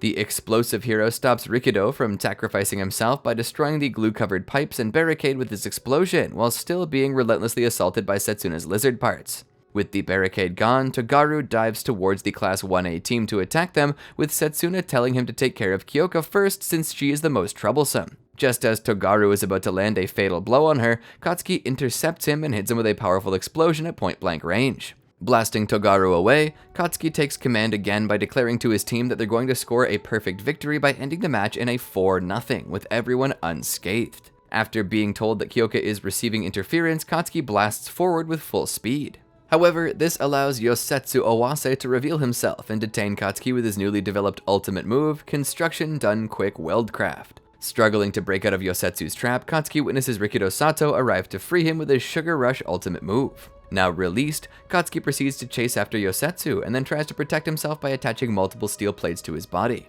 It's revealed Katsuki deceived him by blasting upwards, only for Hanta and Kyoka to stun Yosetsu with a combined attack. Pleased by this, Katsuki shows confidence in his abilities as he locates Kojiro, making himself an open target. Setsuna and Kojiro attempt to ambush Katsuki, but he manages to knock down the latter with a powerful explosion. His comrades are revealed to have successfully restrained their opponents. Directed by Kyoka, Katsuki heads towards the remaining members of 1B. After locating Togaru, Katsuki engages in combat with him before he manages to defeat Togaru with a fiery ultimate move, while a recovering Setsuna notices one of Katsuki's grenades attached to a spare part. This gives Class 1A an advantage as they notice an explosion from the not-so-far distance. Just as Setsuna believes she avoided getting caught, Katsuki catches her off guard by firing off a point-blank stun grenade directly at her body. Setsuna commends Katsuki for how much he changed as she gets caught in the explosion. The explosive hero replies back that he hasn't changed a bit, as he still retains his main goal of becoming the #1 hero that surpasses All Might. Returning to the rest of his class, Katsuki is commended by Shota for his leadership, cooperative nature, exceptional mobility, as well as combat ability. Katsuki then notices All Might, who compliments the explosive hero's outstanding performance. Shrugging this off, Katsuki is approached by Izuku, who praises Katsuki's accomplishment, in which he tells Izuku to hurry up and show some improvements as well. While witnessing Izuku's team battle, Katsuki is shocked by Izuku using a new quirk. After the training, he, Izuku, and All Might gathered in the lounge to discuss Izuku's sudden quirk and the one-for-all predecessor who possessed it. Katsuki asks All Might how he knew about the black tendrils, but All Might admits that he too was in the dark about it until Izuku filled him in. All Might wonders about the bald predecessor and the fact that One For All is capable of letting Izuku use previous wielders' quirks, saying that his master, Nana Shimura, probably didn't know that this was a possibility either. Katsuki asks Izuku if there was a trigger that caused Black Whip to manifest, but the latter denies this, explaining that he was only told that the time has come, and wondering if there could have been some form of external catalyst. Katsuki then asks if this turn of events has anything to do with All For One, explaining that it would make sense as he was the person who created One For All in the first place, and he can also possess multiple quirks. To test Izuku's activation, All Might has Katsuki and Izuku engage in a sparring match at Gym Gamma. During the match, Katsuki questions Izuku on why he hasn't activated his Black Whip ability, in which the latter reveals that it apparently can't be unlocked as of now. All Might immediately halts the match for the sake of discussing more of Izuku's current development. Katsuki points out that Izuku's black tendrils only appear whenever he's put into mortal danger. At the dorms of UA, he is present when Class 1B comes to socialize with Class 1A, and overhears Shoto question Izuku on his second quirk. He notes on Shoto's oblivious nature to Izuku's quirk. Meta Liberation Army Arc. During an early morning in December, Katsuki and Shoto left for the final lesson of their provisional license course. He is seen eager to obtain his license when Gang Orca and his sidekicks prepare to carry out the final lesson for those present, stating that they will pass if they succeed. Eventually, they pass the exams and obtain their licenses. While out on the streets with All Might, chaos breaks out in the city because of villains stealing from the public. Katsuki and Shoto were eager to intervene while All Might tells them to analyze the situation before leaping into action. The students tell him they can handle it. All Might tries to dissuade them since they've only just earned their provisional licenses, but they pay no heed and attack the villains nonetheless, making use of their new privileges. Shoto creates an ice wall to stop the villains, but their leader breaks through the ice with his carbonation control quirk and calls for his gang to run away. Katsuki swiftly knocks out several villains without damaging the stolen items. However, the villain leader fends Katsuki off using high-powered jets of carbonated liquid from his gauntlets. Katsuki blasts away a light pole and prevents it from hitting a careless bystander and All Might, and angrily reprimands the former. Shoto uses his flash freeze heatwave technique and knocks out the leader, angering Katsuki as that was the same move he used on Izuku during the sports festival. Katsuki confirms that none of the stolen belongings were damaged and no bystanders were hurt. All Might, accompanied by Slide and Go, praises the boys' actions, and they notice that the villain's gauntlets have exploded and disintegrated. Slide and Go notes that this is expected from inferior black market products. Later, Katsuki and Shoto return to the dorms and find out that it's dark and quiet. Then they got a surprise from Class 1A, congratulating them for getting their licenses. Izuku is excited that they'll get to do hero work together, but it irritates Katsuki. My Hero Academia, Heroes Rising.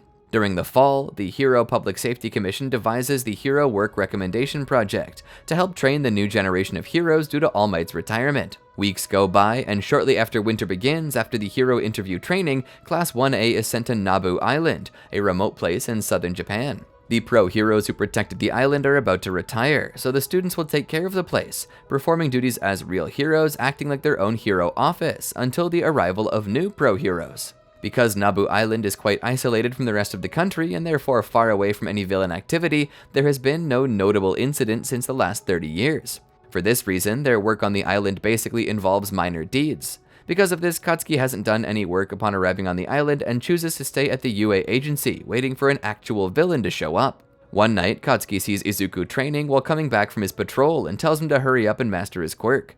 They have an exchange over who will be the #1 hero before being interrupted by Katsuma Shimano. The young boy tells them a villain has appeared. Izuku is surprised by the presence of a villain before Katsuki pushes him aside, demanding Katsuma to explain himself better. Katsuki rushes over to where Katsuma said the villain is located, carrying the little kid and being followed by Izuku. Katsuma tells him he saw a villain at the ancient castle ruins located in Mount Shirayama, on a smaller island next to Nabu. Katsuki arrives on the scene first to confront the villain, a giant praying mantis wreaking havoc on the side of the hill. Katsuki uses stun grenade to blind it, but he notices something wrong and stops attacking. Izuku arrives shortly afterward and sees the praying mantis attacking Katsuki, but it phases through him. Katsuki generates a huge explosion that makes Mahoru Shimano fall from her hiding place. The giant mantis disappears, confirming Katsuki's suspicions that the monster was fake because there was no shadow beneath it. The creature was created by Mahoru's quirk, Hologram. An infuriated Katsuki shouts to the girl if she is mocking him, and says that he's aiming to be the next #1 hero so he doesn't have time for pranks. Izuku restrains Katsuki out of fear that he may hurt the kids, and Mahoru and Katsuma scurry out of there while Katsuki struggles to get Izuku off him. The next morning, Katsuki overhears Katsuma apologizing to Izuku and learns that Mahoru thinks that hero work is dangerous and she wants to discourage him from becoming one. He also listens to how Mahoru and Katsuma's mother passed away when they were young and that their father is always working, which is why Mahoru is overprotective of her brother.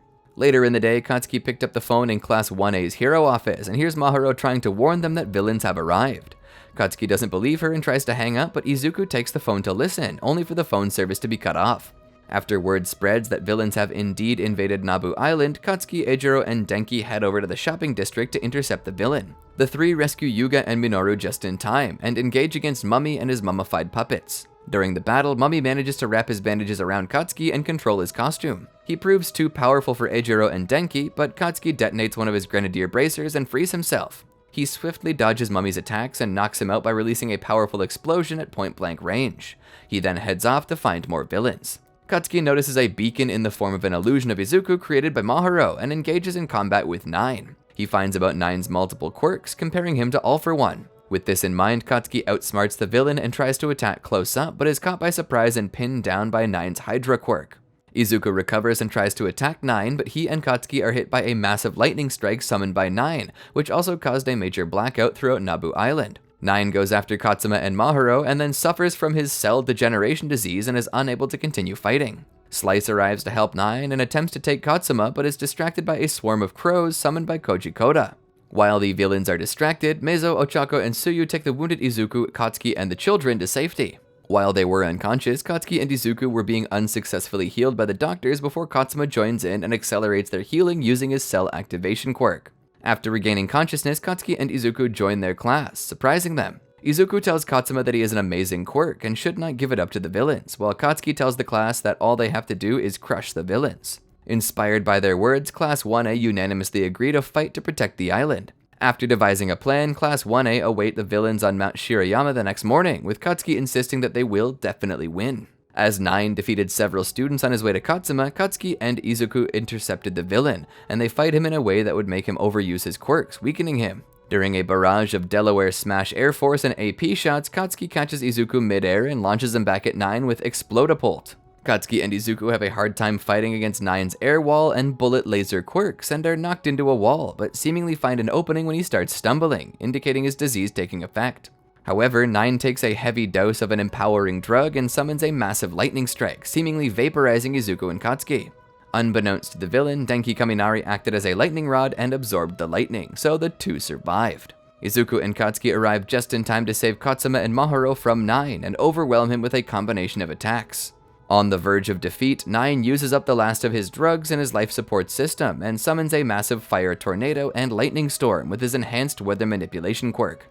Izuku bursts his quirk to reach 100% and uses his Detroit Smash, while Katsuki uses his Howitzer Impact, but the two are not strong enough to stop 9. 9 severely wounds Izuku and Katsuki and begins to crush them with his Hydra quirk. In an act of desperation, Izuku makes a daring gamble and transfers One for All to Katsuki. By doing so, the both of them are able to break away from 9's grip. Katsuki asks if Izuku is okay with letting his dream go like this, and he responds that there is no other way to save and win.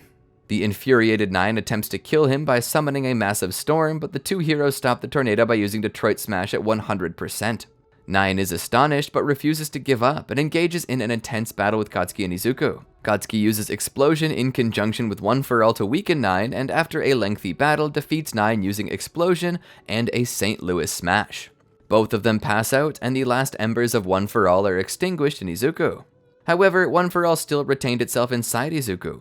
Upon waking up, Katsuki gets amnesia and doesn't remember using One for All, and is angrily confused as to why his arms are busted up. He's healed by Recovery Girl and stays with his class to repair the damage done to the island until the Public Safety Commission suspends the program and orders them to be sent home. With the island being repaired by the military and the heroes, Class 1A boards a ferry to leave. As they leave, they see Katsuma and Mahuro, who are reunited with their father, saying their goodbyes to Class 1A. Katsuki hears Katsuma's promise that he will get stronger, and Izuku telling him that he'll be waiting for him at UA High School. Endeavor Agency Arc. At Class 1A's dorms, both Katsuki and Shoto are interviewed for their outstanding hero behavior during the time when they both took out the wannabe villains. Katsuki is particularly irritated when a reporter asks if Katsuki and Shoto are good friends, and Shoto casually confirms it. Afterwards, Katsuki appears irritated that the interview staff had cut him out from the interview. Some of his classmates laugh off at the interview only showing Shoto's face instead of Katsuki's. His classmates remark on the no surprise with his behavior.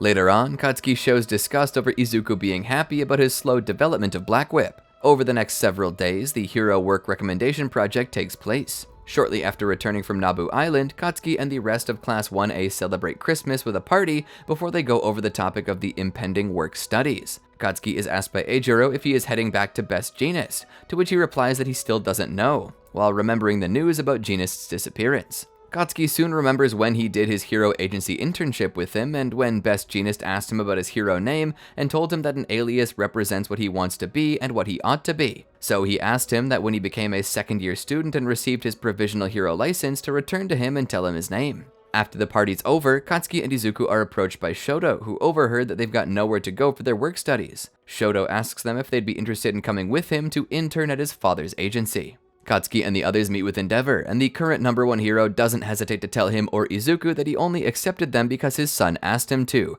and he would have preferred Shoto come alone. Hearing this, Katsuki bluntly insults the pro hero, who is quite irritated, but thinking back to how All Might compared him in Endeavor, Katsuki tells him that he's looking forward to the training since he is the #1 amongst heroes. Suddenly, Endeavor runs off, saying that he won't be wasting time training others other than Shoto. He told them that if they want to actually learn, then to stay behind him, only to be surprised to see them already in their gear ready for action. Katsuki hears Endeavor repeat his order to stay behind him. A sonic boom goes off in the city while the boys try to keep up with their new employer. Katsuki complains that Endeavor took off before anyone even noticed the commotion, which takes more than just speed, and the hero berates him for not having the fortitude required. They found a villain known as Star Servant causing a panic with his manipulation quirk. Endeavor's intervention forces the villain to flee down an alleyway and call his minions. When they come out at the other end, Star Servant's minions are ready to attack. The next moment, Izuku and Katsuki take on the minions directly. However, in an even faster flash, Hawks appears and effortlessly dispatches them with his feathers. After the villains are arrested, Hawks briefly chats with the 3 interns, with Katsuki not being too fazed at meeting the second best hero, and he complains about him taking their action. Endeavor asks Hawks what he wants, to which Hawks deflects the question completely before promoting the Paranormal Liberation Front's book. Seeing how Japan's #2 hero recommends the book, Izuku expresses his desire to read it too, and Hawks gives him, Shoto, and Katsuki extra copies that he carried with him before leaving. Once they arrive at Endeavor Hero Agency, Katsuki meets several of Endeavor's sidekicks, who give them a hot welcome. After Izuku notices that the place is busy with their large number of requests, Katsuki wants to start training now, but the sidekick tells him they have to wait for Endeavor's orders, who has gone to his office to read the book Hawks gave him. After a while, he leaves his office and tells the 3 students that he will train them personally. In the agency's gym, Endeavor asks his trainees what they want to achieve. Izuku says he wants to be able to control his power and use it with maximum performance. Endeavor recalls that he has a super strength quirk that is powerful but self-destructive. Katsuki is confused on how Endeavor understands Izuku's muttering. After listening to Katsuki and Shoto, Endeavor starts the work studies. He explains that his agency is governed by 3 fundamentals: rescue, evacuation, and battle. With his training, they will make these processes their MO. Endeavor ends the lesson by telling Izuku, Shoto, and Katsuki that during the winter break, their task is to beat a villain faster than him, if only once. During the following days, the 3 students try to surpass Endeavor's test, but the veteran hero always manages to catch the villains before them. Endeavor does not hesitate to criticize them, telling them in what facets they need to improve. A week later, Endeavor brings Shoto, Izuku, and Katsuki over to his house for dinner per his daughter's suggestion. Dinner starts well, but Katsuki becomes irritated with Izuku praising the food Fuyumi Todoroki cooked. But things end up being quite awkward due to the complicated relationship between Endeavor and his children, and specifically due to Natsuo Todoroki's resentment towards his father. After he finishes, he quickly leaves, unable to sit near his father. Katsuki is also aware of the situation, and when he asks him if he knew about Shoto's past, to which he reveals he was listening when the 2 of them were talking during the sports festival. Although it's clear that Endeavor regrets what he did and now tries to do his best for his family, it's hard for his children to forgive him. Izuku tells Shoto that he feels he's getting ready to forgive Endeavor, as he feels that if Shoto truly hated him, it would be fine not to forgive him, but Izuku voices his thoughts on that Shoto is a very kind person waiting for the right moment. Fuyumi and Shoto tell Katsuki and Izuku about Toya, and how close he was to Natsuo, to the point he blames Endeavor for Toya's death. Fuyumi then says an incident occurred after their mother was hospitalized, which only made things worse. Although family relationships have improved a lot, there are still many wounds to heal. Endeavor then comes in and tells the 3 of them that he'll be taking them to UA High School. As the 3 of them thank Fuyumi for the meal, Fuyumi thanks Izuku for being Shoto's friend. While Endeavor's chauffeur drives them back to UA, Endeavor tells the boys that they will have to keep going to his agency to continue the training on weekdays and weekends if their schedule allows. Just then, a villain appears in the middle of the road, holding Natsuo as a hostage, and calls out to Endeavor to come and face him. Endeavor leaps out of the car to save his son. The villain introduces himself as Ending, is obsessed with Endeavor, and wants to kill him. Ending takes a step back when he sees the interns, giving Endeavor the opportunity to attack the off-balance villain. However, when he sees Natsuo being held in front of Ending, Endeavor slows down, not wanting to endanger him, and allowing the 3 students to pass him in order to rescue Natsuo and defeat the villain. Disappointed, Ending threatens to increase the death toll if the flame hero doesn't kill him, sending several incoming cars into the air. He also puts Natsuo directly in the path of a car, but Katsuki rescues him in an instant. As Natsuo is held in the grasp of Ending, Katsuki successfully condenses and releases his quirk while declaring that there will be no corpses if he can help it. With Natsuo safe, Katsuki watches Shoto attack Ending and defeat him. Katsuki is then caught in the embrace of Endeavor and Natsuo after the hero is relieved about his son. After escaping Endeavor's embrace and subduing Ending, Katsuki boasts about the fact that they managed to subdue a villain faster than Endeavor, but to Katsuki's surprise and annoyance, Endeavor doesn't object to Katsuki's statement, actually complimenting him and the other 2 for their speed and picking up his slack. He stands awkwardly as Endeavor and his son talk. Later, when Ending is taken by the authorities, Natsuo thanks Katsuki and asks for his hero name. Izuku assumes it's just Katsuki, but his childhood friend says it's not, and that he's already chosen a hero name. Izuku is curious to know what that is, but Katsuki refuses to reveal it, telling Izuku to go fall in a hole, adding that there's someone else he has to tell first. My Hero Academia, World Heroes' Mission. On the occasion of an important mission organized by the World Heroes Association, Endeavor takes his 3 work-study trainees to a facility to test them and determine if they are qualified to participate. With everything ready, Katsuki travels with several members of the Endeavor agency to Atheon, where they meet with other international heroes who also participate. While they fly in airplanes, they're explained that the mission consists of Fleck Turn, the leader of the Humorize, a cult that considers that quirks will cause the doom of humanity, has detonated a trigger bomb in a city, releasing gas composed of IDO trigger that made its citizens lose control of their quirks, destroying the city and causing a large number of victims. Because of this, the World Heroes Association organizes a worldwide operation to attack the 25 branches that Humorize has in different countries.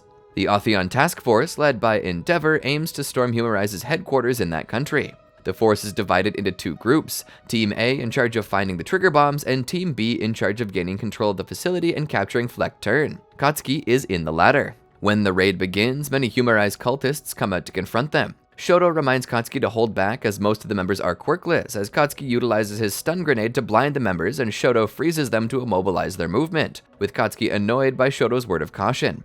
After a few minutes of fighting, all cultists are defeated with no hero casualties. However, Fleck Turn is missing and the trigger bombs are nowhere to be found. The situation is the same in the branches of other countries, so the association director orders all the teams to be placed on standby. Endeavor's team stays in a hotel in the capital city, using it as a temporary base. Since Izuku, Katsuki, and Shoto are the lowest members of the team, they have to run some errands for the heroes, much to Katsuki's annoyance and frustration. On their way back from a grocery store, they discuss Humorize, whom Katsuki considers to be a bunch of wackos obsessed with a delusion. Suddenly, they spot a jewelry robbery taking place nearby and respond. The villains see them and split up, with Katsuki chasing after the bomb villain while Izuku and Shoto go after the Gale villain, who carries a briefcase with the stolen loot. The bomb villain tries to get rid of him and attacks with his firecracker quirk, but Katsuki dodges the blast and counters with his own explosive quirk, defeating the robber. Shoto also defeats the other robber, but they lose track of Izuku when he chases a third one. After the robbery fiasco, Katsuki returns to the hotel, with Endeavor reprimanding him and Shoto for disobeying direct orders to stand by and instead chase after a petty robbery. Katsuki sarcastically comments in response that they never learned to assign importance to jobs during their work studies, a comment that annoys Endeavor. At that moment, Izuku contacts Shoto, and as he's about to tell him what happened to him, clairvoyance brings them to the television,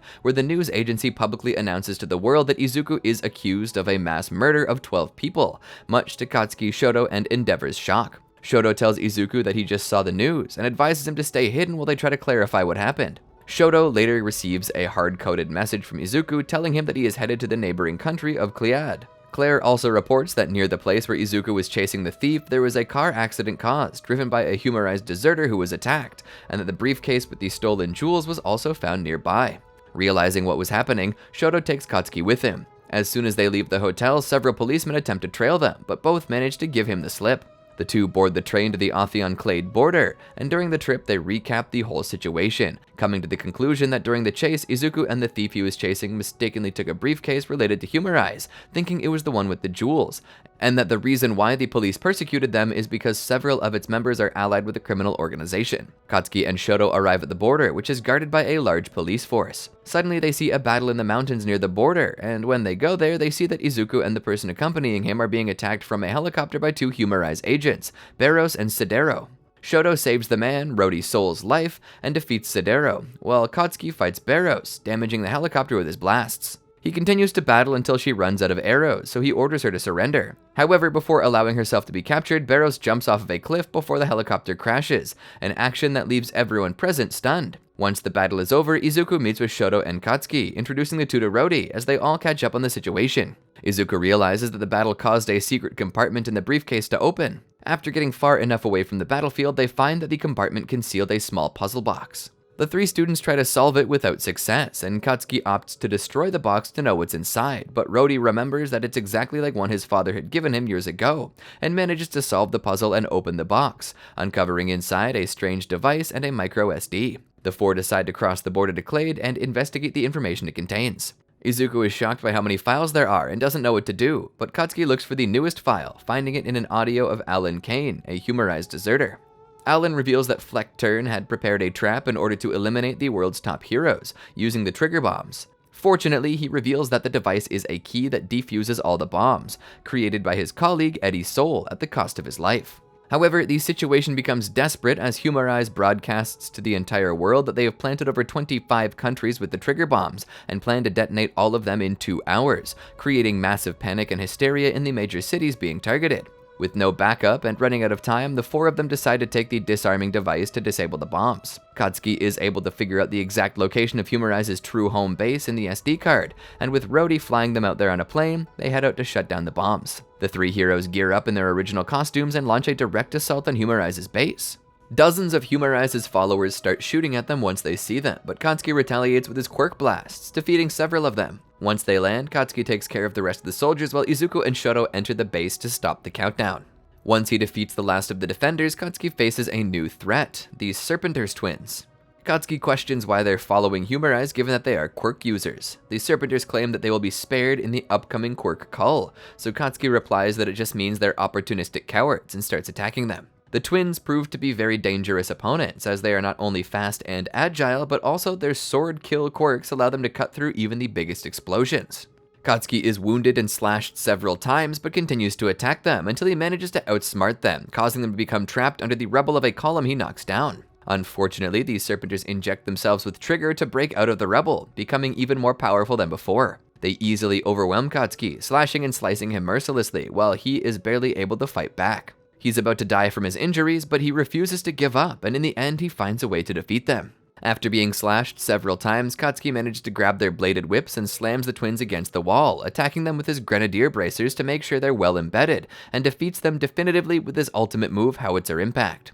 Having achieved victory, Katsuki stands tall, right arm in the air with thumb down, before collapsing. During the time he's unconscious, his other teammates achieved their goals, with Izuku defeating Fleck Turn and Rhodey managing to deactivate the trigger bomb's control system just in time, saving the lives of millions of people. Humorize is dismantled and all its members are sent to prison. Katsuki, Izuku, Rhodey, and Shoto are rescued and taken to a hospital, where they remain until they recover. Recovery Girl herself goes to the hospital to heal them using her quirk, much to Katsuki's chagrin. After their mission was successfully completed, the Otheon team leaves the country, as they notice Izuku saying his goodbyes to Rhodey. The students of Class 1A reunite at UA, in relief and celebration over saving the world, with Katsuki as his usual aloof self. Paranormal Liberation War Arc. Upon returning to Class 1A heads to Ground Alpha to demonstrate what they learned from their work-study experiences. In the locker room, Katsuki hits Izuku in the head with his mask out of disgust, as Izuku's control over Black Whip was praised by his classmates. Outside, the class is surprised to see that All Might will be teaching the class, as Shota has been urgently called to Tartarus that day. The Endeavor Agency trio demonstrate at last, with Katsuki showing off his improved abilities, Shoto his enhanced speed, and Izuku his improved control over Black Whip. Later, in the teacher's lounge, All Might meets with Katsuki and Izuku. He congratulates the two on their improvements and places a notebook on the table, which contains All Might's research into the past one-for-all users. Katsuki looks through All Might's research and notes that a 5th user was Daigoro Banjo, aka Lariat, who possessed the Black Whip quirk. At first, Katsuki looks down on the original users and their quirks as being weak, but All Might tells him that All for One killed them as soon as he could since they defied his will, leaving them with no choice but to pass on their quirks. Katsuki asks Izuku what quirk he'll unlock next, and Izuku answers with Float, the quirk of Nana. Katsuki denounces him since he is skilled enough with Explosion that he can go airborne, leading the two to have an argument. As Izuku trains with his classmates to prepare his quirks, Katsuki assists him with a training exercise called Catch Kacchan with Black Whip, to catch him with Black Whip, only for Izuku to lose every time with Katsuki's explosions leaving an afro on his head. Later, Katsuki tells All Might that he can't keep secrets forever, and All Might tells him that great power puts others at risk, and it isn't just the wicked who seek power. Katsuki questions All Might about leaving out some of the information in the notebook and dodging the subject when he asked him previously. All Might reasons that they're both worried for Izuku due to his own insecurities, and Katsuki replies that he ignored his own weakness, so he bullied him in the past. All Might asks him if Katsuki is doing this to atone, and he says Izuku won't see it that way, but All Might soothes him by comparing his relationship with Izuku to his own relationship with Endeavor, saying he'll get a chance to talk eventually. Months later, Katsuki accompanied the pro-heroes and the other students of UA in the Paranormal Liberation War, originally in Burnin's rear guard of Team Endeavor, tasked with evacuating the civilians in Jakku City. Katsuki complains about being in the back, arguing with Shoto and Tenya. When Burnin receives word that the front line has started to move, she signals the students to head out into the city to evacuate the civilians.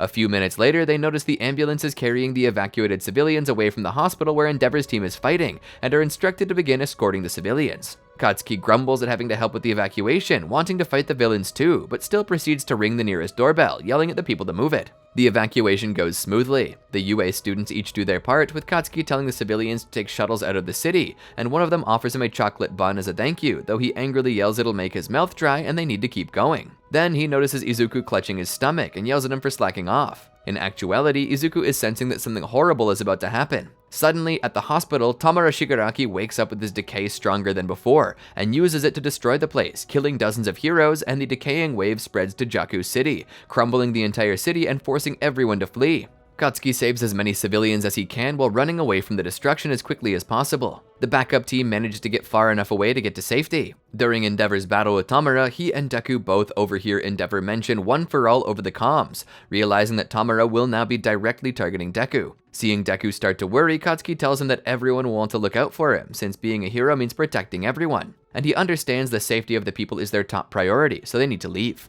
The two make up an excuse to their fellow students about forgetting something as they contact Endeavor to tell him Tamara is going after Deku, with Katsuki yelling that he'll crush him. As the two continue moving forward toward an abandoned area of the city, Deku suddenly asks why Katsuki is with him, causing him to snap back that in a situation like this, he's the only one who understands quickly enough to act fast enough. Deku thanks him for his help, but Katsuki retorts that he isn't doing it for him, having a score to settle with Tamara from being kidnapped and leading to All Might's retirement. One for All is just the bait. He then starts to think about how much Deku has grown through their internship as well as All Might's training, noting that no matter how much he continues to climb, he'll always make sure to keep looking ahead. Tamara finally catches up to Izuku and Katsuki, demanding the former to give him One for All, as he reaches his hand out to grab him. Both Katsuki and Izuku feel the terrible aura emanating from Tamara and experience the image of their deaths, seeing both disintegrating. They're saved at the last minute by Gran Torino, who takes them to a safe spot. Deku tries to introduce Katsuki to Gran Torino, who reveals All Might already told him that he knows about One for All. Katsuki asks him why he dropped them off so far away, as he explains that not only is Tamara's decay so dangerous that touching debris could disintegrate you,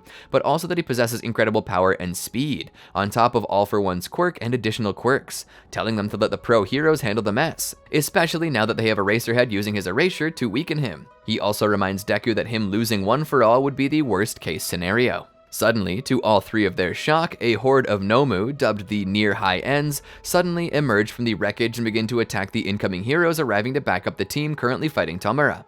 Gran Torino leaves to assist Endeavor and Ryukyu, but seeing the heroes undermanned and seeing Eraserhead in danger, Deku and Katsuki blast their way back to the battlefield, with Deku stopping Tamara and Katsuki declaring it's their turn to save him. After Deku tells them they need all the help they can get, and that losing their teacher is the real worst case scenario, Katsuki releases an AP shot autocannon on Tamara, but he disregards them as mere fireworks as they hit. Deku tries using Black Whip to hold him back, but Tamara pulls him closer while telling Katsuki face to face that he isn't interested in him at the moment. Endeavor returns and blasts Tamara away from the two students, asking them where Shoto is and answering it's just them present. Endeavor tells Deku and Katsuki that they can act without his direction in this situation, but he wants them to support Eraserhead and protect each other. After being attacked by both Endeavor and Gran Torino, Tamara manages to make a straight dash toward Deku, but is surprised by Katsuki appearing above him as he yells out that Deku was baiting him so he could unleash a huge explosion from his gauntlets, giving Deku the opportunity to kick him away, distracting him long enough for Endeavor to go at him with a vanishing fist to the gut. Even after all the punishment brought toward him, Tamara still stands and continues to resist. During their scuffle, Gran Torino is severely injured by Tamara, while Deku and Ryukyu manage to restrain him from going after Eraserhead. However, unknowingly to everyone, Tamara was in possession of two quirk-destroying bullets and prepares to fire them at Eraserhead and Endeavor. Katsuki manages to destroy the bullet aimed at Endeavor, but fails to stop the other as it hits him in the leg, but Eraserhead manages to cut it off before the effect could take place. Shoto then arrives to help them keep him at bay, and he manages to reach Eraserhead and injure him enough for him to blink, giving Tamara all of his quirks back. Katsuki gets increasingly irritated at being unable to do anything to help, and just as Tamara has the chance to decay all the heroes in his vicinity, Deku suddenly activates Float while using Black Whip to carry all the other heroes out of range. Katsuki worriedly tells Deku to keep his distance, but the latter tells him that he's the only one who can stop Tamara from reaching the ground. As the two clash, Katsuki worries that Deku has a high risk of dying, whether by Tamara's hand or by expending his body with his own quirks. He comes up with a plan using both Shoto and Endeavor, flying the two up to help Deku, with Katsuki thinking about how he used to believe that One For All was a cursed power until seeing how useful it was when All Might and Deku used it for their heroic deeds, while also witnessing the intense self-harm the full power of the quirk is doing to him right now. He throws Endeavor to Tamara, unleashing a prominence burn that nearly defeats him until All For One suddenly possesses Tamara's body, with the villain unleashing tendrils in order to attack Deku and steal One For All. Without thinking, Katsuki intercepts the attack and saves Deku's life, just like he did for him so long ago. Katsuki tells the shocked Deku not to play hero all by himself, and his falling self is caught by Shoto. Enraged by Tamara hurting his allies and friends, Deku snaps and breaks his way through to Tamara, accidentally giving him a chance to steal One For All. Tamara, however, is unable to steal it, and the action stuns both he and Deku. Ingenium and Nejire arrive on the scene to help. While Ingenium takes care of the injured Katsuki and Endeavor, Nejire fights alongside Shoto against Tamara. Unfortunately, the heroes are met by Gigantomachia and the League on his back. As Dabi prepares to attack the heroes after revealing his identity as Toya Todoroki, Best Jeanist falls from a plane and restrains the villains with wires. Katsuki smirks, seeing his former employer alive and active. Katsuki blasts his way to help Best Jeanist and Lemillion and fights off the Nomu that had been summoned to assist in the fight. Katsuki thinks that the explosions from the time he saved Deku were stronger, faster, and more condensed than his usual ones. He realizes that once he's feeling a sensation of a total crisis, his explosions rise in power. Thanks to this, his mobility while propelling himself with the explosions is increased, and he manages to arrive in time to support Best Jeanist against the Nomu, along with Mirio, Ingenium, and Nejire. Katsuki then speaks to Best Jeanist, where he then reveals his official hero name, Great Explosion Murder God Dynamite. His name is met with disapproving thoughts, but amuses Lemillion, irritating Katsuki. Despite his injuries, Katsuki continues to fight the creatures to protect his mentor. During the fight, he is saved by Tenya, who yells at him to back off as he's in no condition to continue fighting. Katsuki is frustrated, not only because he can't answer him, but also because he's forced to admit to himself that his classmate is right, though he continues protecting Best Jeanist. As Gigantomachia weakens, Mr. Compress gouges himself to escape Best Jeanist's clutches, and takes Spinner and Tamara with him to open ground. Katsuki becomes too weak to stop Tamara/All For One and the League from escaping and passes out, and is admitted to Central Hospital. 2 days after Tamara/All For One breaks out the convicts in Tartarus and the prisons all over Japan, Katsuki wakes up, seemingly back to his naturally irritated state, making the visiting students relieved. Katsuki then asks them if everyone, including Izuku, Shoto, Endeavor, Shota, and Nejire, are alright. He notices grim looks on their faces and demands to know what's going on. They explain the situation to him, that his classmates have already woken up, but Izuku is still unconscious. Katsuki gets out of his bed and starts running down the hallway to get Izuku, with Rikido and Minoru trying to stop him. He angrily proclaims that if Izuku dies, he'll kill him. Katsuki is eventually carried off by Tsuyu, Minoru, and Rikido, angrily demanding to speak to Izuku, who is still unconscious. He notices Best Jeanist and Hawks walking by to talk to Izuku about One For All. Dark Hero Arc. With Tamara and All For One loose, and the secret of One For All slowly being leaked, Izuku decides to leave UA in order to protect his classmates from danger, sending them all personalized letters explaining his departure. This infuriates Katsuki, who immediately looks to figure out where he went. He's able to deduce that he and All Might are working together alongside the top 3 pro heroes, and when he, Shoto, and Fumikage are unable to receive any responses from their mentors, it fuels their beliefs. The 3 propose their theories to the rest of Class 1A, who try to understand what all their plan is. Katsuki himself states that, knowing the 2 of them the best, the thought of him and All Might being together right now is the worst possible scenario, so they need to confirm their suspicions. Ochako suggests taking advantage of Endeavor being a UA alumni to learn the truth, and after convincing Nezu, the class is able to corner Endeavor for answers. After indirectly revealing Izuku and All Might are working together, Katsuki approaches Endeavor, telling him that while it may have been the right call, he knows nothing about Izuku, that he's someone who never takes himself into account and always insists he's fine, the same way All Might became the symbol of peace. He tells him that he can't let the 2 of them be together or else he will run himself ragged. Aware that Izuku has already begun to go rogue, Endeavor reluctantly hands over Izuku's GPS tracker to the class, with Nezu giving Class 1A his support to assist the heroes to go out and bring Izuku back to UA. Class 1A managed to track down Deku in Kamino, where a villain known as Dictator has been engaging him in battle, using his quirk Despot to control an army of civilians to dogpile him. Great Explosion Murder God Dynamite manages to arrive, and using an AP shot on Dictator shuts down his quirk while informing the rest of the class he's found Deku. The rest of the class quickly appear, with Shoto and Creati restraining Dictator while the civilians run off. Deku asks his classmates why they're here, insisting that he's fine, leading Great Explosion Murder God Dynamite to mockingly say it's good to hear before asking if he's still smiling now. Deku responds to say that if he is to smile, he needs to keep moving forward, and demands everyone to get out of his way. Great Explosion Murder God Dynamite retorts that he should make him, calling him an All Might wannabe, as the rest of the class stands beside him to stop Deku. Great Explosion Murder God Dynamite taunts Deku's current appearance, how he now looks completely different, also mentioning how he's unlocked the quirks from the 4th and 6th users now. Deku thanks everyone for coming before using Smokescreen to make an escape. Uravity recognizes it as the quirk of the 6th user, as Great Explosion Murder God Dynamite uses his landmine blast to blast away the smoke, asking if Deku believes he's one of the big shots, and if they're all just a bunch of NPCs to him. Deku continues trying to make his escape, being tossed from building to building as each of the Class 1A members attempt to restrain and reason with him, as he refuses to listen. With him about to make a getaway using Foe 100% to blast into the sky, Class 1A unveil their final plan, combining Pinky's Acid Man and Shoto's Flash Freeze Heatwave to launch Great Explosion Murder God Dynamite off Shoto's ice ramp up to Deku, pushing further with Uravity's Zero Gravity.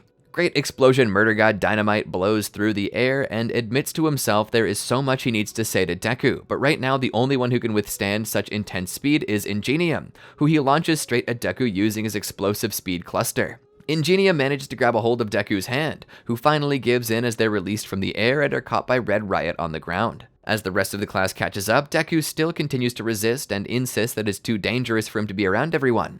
Great Explosion Murder God Dynamite approaches him and asks if he remembers what he said when he got stabbed by Tamura during the war. When Deku says he doesn't, Great Explosion Murder God Dynamite reminds him that he said stop trying to win this on your own, and after he said that, he felt he had to tell him that his body moved on his own when he got stabbed. Great Explosion Murder God Dynamite admits he looked down on Deku because he was quirkless and therefore felt he should be far behind him, but the truth was he always felt he was above him.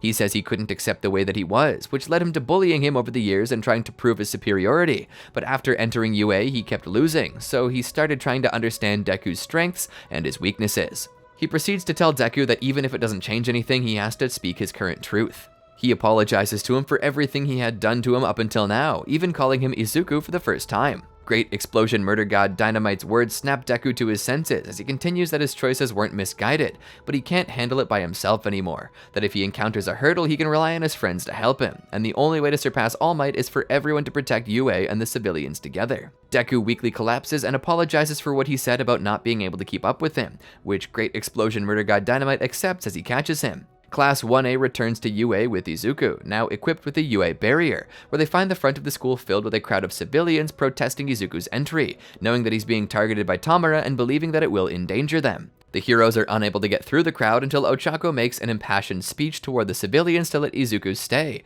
which everyone becomes affected by. During the speech, Katsuki turns to Izuku and reminds him that he and the others will step up for him if he can't handle something on his own. By the conclusion of Ochako's pleas, Izuku breaks down in exhaustion and relief, with the crowd agreeing to let him stay and help, as Katsuki, Class 1A, and the civilians escort Izuku inside. The boys immediately rush Izuku to the bath, stripping and washing him down before getting in themselves. Katsuki yells at everyone to scrub Izuku first before throwing him into the bath straight away, hopping in himself, as Fumikage takes note that even after his heartfelt apology, he still hasn't changed. Katsuki, however, reminds everyone that his goal to become number 1 hasn't changed, which makes everyone his rivals still, including Izuku, which he tries to refrain from calling Deku. Izuku, however, tells Katsuki that he doesn't have to force himself and can still call him Deku. After getting out of the bath, Class 1A is visited by All Might, where he and Izuku apologize and make up before he heads back out.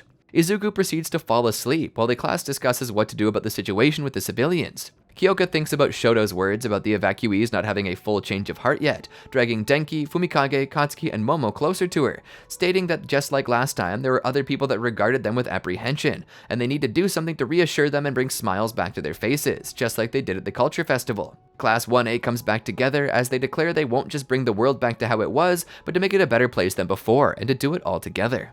UA Trader Arc. 2 days later, Class 1A learned that during this time, Tamura had fought American #1 hero Star and Stripe, and while she was killed during the battle with Tamura successfully stealing her quirk, New Order, thanks to her actions, the quirk acted like a virus within his body, destroying several of his quirks and delaying his procedure by about a week. All Might informs all this to the class, telling them that this is now the perfect time to prepare for the inevitable all-out war. Katsuki immediately yells at All Might that they've already been preparing, with the rest of the class revealing that since the war they've continued their training with the Wild Pussycats, all with the intention to fight alongside Izuku until Tamura is defeated. Izuku says that Katsuki and the others agreed to practice with him to help master One for All, but Katsuki just barks back at him like he usually does, claiming he only wants to test out his new cluster moves on him, to Izuku's shock. The rest of the class each respond with enthusiasm as they all prepare to go out and train, with All Might looking on proud and satisfied. Out in the courtyard, the class trains their quirks, with Katsuki and Izuku sparring between each other. Katsuki talks about how he's learned to build up and release from their internship, but now he's focused on saving up a bunch of sweat. So, rather than one big explosion, he can create a barrage of explosions at once to power his new cluster technique. Izuku also realizes that that's why he stays in his winter suit, so he can sweat faster. Denki discusses with Minoru about how with Tomura and All for One currently weakened and Gigantomachia still sedated, the fight should be easier for them, but Katsuki tells them 3 reasons why they're wrong. First is that even after being able to locate the research facilities and the hideouts, the heroes were never able to track down All for One himself, calling old Nutsack Face a champ at hide and seek, so they're unlikely to find him again. Momo adds the second thing, which is that Tomura was incomplete in the previous battle, and now they're only working with half of their heroes, which Katsuki agrees with. He says that the last point is that the villains will be the ones to decide when the battle starts, as even if the search quirk was destroyed, they're the ones with the edge to start the battle, which is why they're all focusing on calling up everyone possible to help. Shortly afterwards, he and the rest of the class received the devastating news that Izuku had just captured the Aoyama family, learning that they have been spies for All for One, and Yuga was the traitor who isolated the class at the USJ and revealed the location of their training camp. Restraining them in the AV room, he and the other class members refused to back down from the news despite Nezu's request, all stunned and in tears thanks to Yuga's betrayal. Among everyone's intense reactions, Katsuki calmly replies how it's a small world.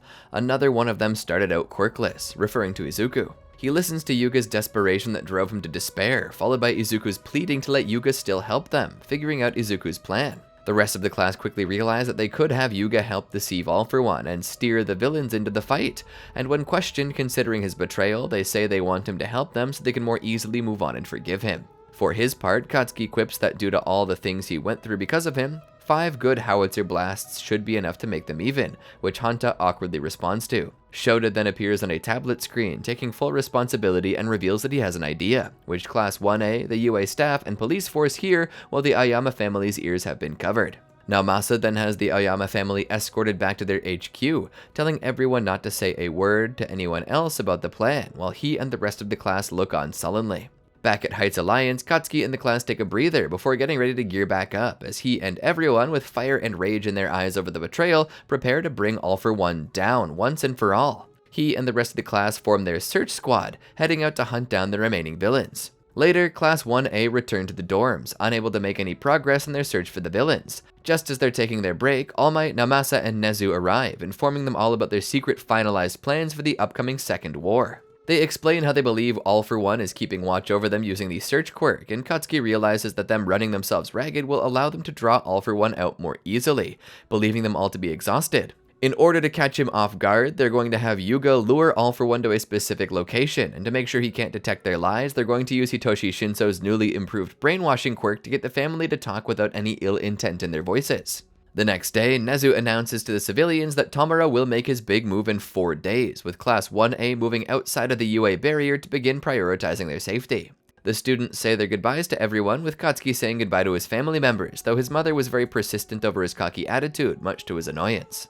He moves out of Heights Alliance and into its upgraded makeshift fortress called Troy. Inside the dorms, after unpacking, Katsuki accompanies Eijiro and Tenya into Shoto's room to check on him. Shoto thinks about Toya, and how he doesn't even know his favorite food, which Katsuki quips is probably udon, leaving Shoto to respond he wouldn't mind making him sit down to eat with him sometime. Final War Arc. Several days before the final war, Katsuki and Izuku meet up alongside the rest of the team set to face down Tomura, including Best Jeanist, Edgeshot, Mirko, Tamaki, and Nejire. As the final war begins, Katsuki remains with the rest of Class 1A until Izuku makes contact with Yuga at the location on the outskirts of the Troy dorms. All for One is successfully lured out, and using Search to sense that no other heroes are around, summons the Paranormal Liberation Front to overwhelm Izuku. Just as planned, all the heroes themselves are warped to the battlefield thanks to Neto Monoma copying Kurogiri's warp gate, and begin their all-out assault. The Troy defense system is activated, causing gigantic metal barriers to rise from the ground and trap the villains. They're able to break free, but the delay gave the heroes just enough time for the next part of their plan, to push all the villains into individual warp gates to separate them. Katsuki fires a barrage of AP machine guns to force the villains back, as he and Izuku prepare to follow suit into one of them. However, suddenly Izuku is caught off guard when a whip from Himiko Toga grabs onto him, dragging him into another gate, leaving him confused. He enters the warp gate, sending him to the now flying UA fortress, where Tomura Shigaraki also is, exclaiming to Best Jeanist that something went wrong and Izuku isn't there. Now within the extensive barrier, Katsuki, Tamaki, Nejire, Edgeshot, Mirko, and Best Jeanist prepare to fight Tomura, even despite Izuku's disappearance. Tomura starts to attack, but finds himself repelled by the fortress and an electrical barrier surrounding them, as they reveal that the floating fortress was designed specifically to take Tomura down, alongside the amount of heroes cooperating within to maintain it. Tomura prepares to attack the arena with a shockwave. However, Katsuki mockingly reminds him about what happened in Jakku, revealing that outside the arena, Nato has him in his sight using Erasure to erase his quirks once again, accompanied by Eraserhead and Manual. Ultimately, their plan is still at a disadvantage without Izuku there, and even worse, Tomura's left hand suddenly begins to transform into a monstrous blob of fingers. Katsuki is unable to explain the nature of the attack to Mirko, just as a constructive mass of fingers is directly thrown toward her. Although Mirko is able to survive the attack, the grotesque swarm of fingers from Tomura is revealed to be the growth from the body, just as is the case with his hair or nails, making his body trying to adapt to his ever-evolving quirks, the form leading to the next step of his superhuman society, Dr. Kyudai Garaki's quirk singularity. After Katsuki and Mirko both make it out of the attack range to regroup, the two proceed to argue with each other over who's in charge, until Best Jeanist tells them to stay focused. The heroes all figure out that they can't warp Izuku to the UA Flying Sky Fortress, as Nato is unable to use two quirks at the same time, so activating Warp Gate again would require at least 10 seconds without Erasure, and the moment Erasure is undone, Tomura will be able to use Decay through each of his endlessly growing waves of fingers, finishing them all. Despite the circumstances, Katsuki and the rest of the heroes are determined to fight and defeat the new Tomura, even without One For All. During his fight with Tomura, Katsuki overhears the news that Shoto has defeated his most powerful adversary, his older brother Dabi. He laughs with confidence that Shoto was able to defeat him, giving heroes the will to continue on fighting. Unfortunately, the battle against Tomura remains at a stalemate, as the endless wave of fingers still rampage throughout the area, destroying everything. The heroes fighting against Tomura are having the hardest time trying to strike back or avoid the endless finger regeneration attacks. Best Jeanist tells everyone to keep moving and not to let the fingers swallow them up so they can reach the main body. Tomura monologues that it's because of the all-for-one quirk settling into his body, that the various quirk factors combine and mold the body into its ideal form to handle it. He declares that with the body and its power, he will create a new world, either of his own or beyond him, and with the world already so split, all that awaits everyone is destruction, and all it does is give rise to incomprehension, lack of understanding, and rejection. He states that under his rule, all the exploited classes will be equal, and asking if world peace isn't what the heroes want. Katsuki responds that even though he doesn't know if he's currently Tomura or All For One, he's grown tired of hearing them talk endlessly ever since the Camino incident, all the while readying up his new item from the support course, the suppressive heavy mobile suit, Strafe Panzer. Using the sweat he stored up from evading the entire time, he unleashes a wide range of explosions all over the arena, declaring that they'll destroy the main body together. He thinks about how Nato and Shota are using Erasure to stop Tomura's quirks, Denki and the others are using their quirks to power the fortress, and Momo and her crew are making sure they still have a floor to stand on. He then begins to think about Izuku, and Tomura's words about not understanding leading to rejection, telling him he's already taken it to heart. Unleashing an explosion that destroys most of the fingers, Katsuki believes he has already taken a step in progress, and knows people are trying to push themselves forward, so has no need for anything he's trying to say. He rams toward Tomura, decimating every finger that tries to go to him, and unleashes his ultimate move, Howitzer Impact Cluster. Ultimately, despite the powerful explosion Tomura took to the face, Katsuki was still powerless against him, as the villain managed to crush his arm and badly scarred his right side of his face, telling him that it's why he would still fail against him. He continues to reiterate what he told him last time, and that he has no more interest in him, unleashing another wave of fingers that Mirko, Best Jeanist, and Edgeshot attempt to stop. Tomura mocks them, asking who thought it was smart to try and get up close, knocking the great Explosion Murder God Dynamite to the side and trouncing the three with his all-might level power.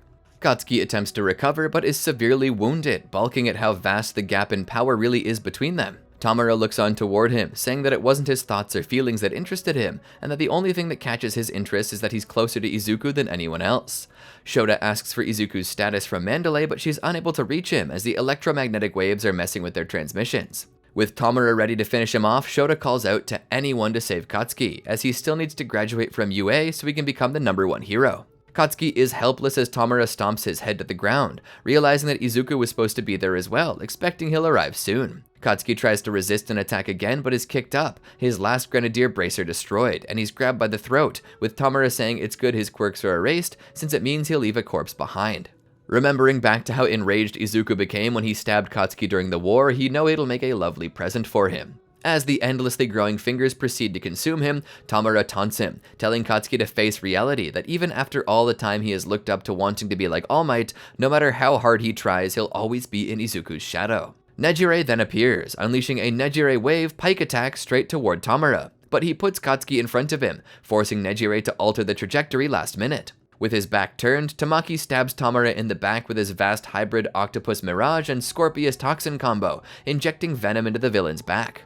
However, Tamura simply grows a mouth that spits the toxin out, which is followed by even more mouths growing from the finger waves. In the chaos, Mirio uses his quirk to retrieve Katsuki, tossing him to Best Jeanist for safety, while he and the Big Three continue to engage Tamura. Best Jeanist takes Katsuki to the side, intending to sew up his arm since they still need his firepower. Seeing Katsuki's face of near defeat, he reiterates his concern, and that they'll all deal with it somehow, even though his previous experiences fighting Tamura won't help him anymore. However, Katsuki revealed something else about Tamura, pointing out right side finger feint, causing Best Jeanist to realize that even after all that he just endured, Katsuki is not finished yet, with flames of determination and rage in his eyes. Tamura tries to make his way to Katsuki to finish him off, but the Big Three continue their assault to distract him, and Best Jeanist prepares to protect Katsuki. Tamura is able to deal with the Big Three, so he turns back to face Katsuki, finding that even with the huge amount of damage done to his body, he still manages to stand up despite all of Best Jeanist's pleas to stop, telling Izuku he has to win. Katsuki blasts toward Tamura, able to use his explosion speed to successfully dodge each one of his attacks. He thinks about how his quirk lets him detonate his nitroglycerin-like sweat, and that the cluster technique has created a side effect he was unaware of, the accumulated spheres of sweat being forced to disperse across his whole body. This allows him to detonate that sweat within his own body and give him a burst of speed, but also bore a heavy burden. With his body aching, Katsuki realizes that this was the path Izuku was walking all this time, as he begins to question whether he could still catch up to him. Just as Tamura is about to hit him with a direct attack, Katsuki appears in a white void, faced with All Might's visage, telling him that ever since they first met, there was so much going on that he missed his chance to ask him, pulling out his All Might trading card and lamenting on never getting his signature. At that moment, Tamura seemingly kills Katsuki, delivering a heavy punch right to his chest, causing his heart to burst and leaving him fatally wounded, despite all the combined efforts from the heroes to recover him. Best Jeanist screams out about his heart as his bloodied body lies lifeless on the ground with a hole in his chest. In the aftermath of Katsuki's supposed death, the heroes present are completely horrified of what happened. Neto exclaims in disbelief. Best Jeanist observes that his heart was ravaged and has no more pulse, and Mirio is enraged at failing to protect him. Tamura taunts Eraserhead, saying that his death is his fault, and for putting so much responsibility on his shoulders while standing on the sidelines, asking who of the remaining heroes is next.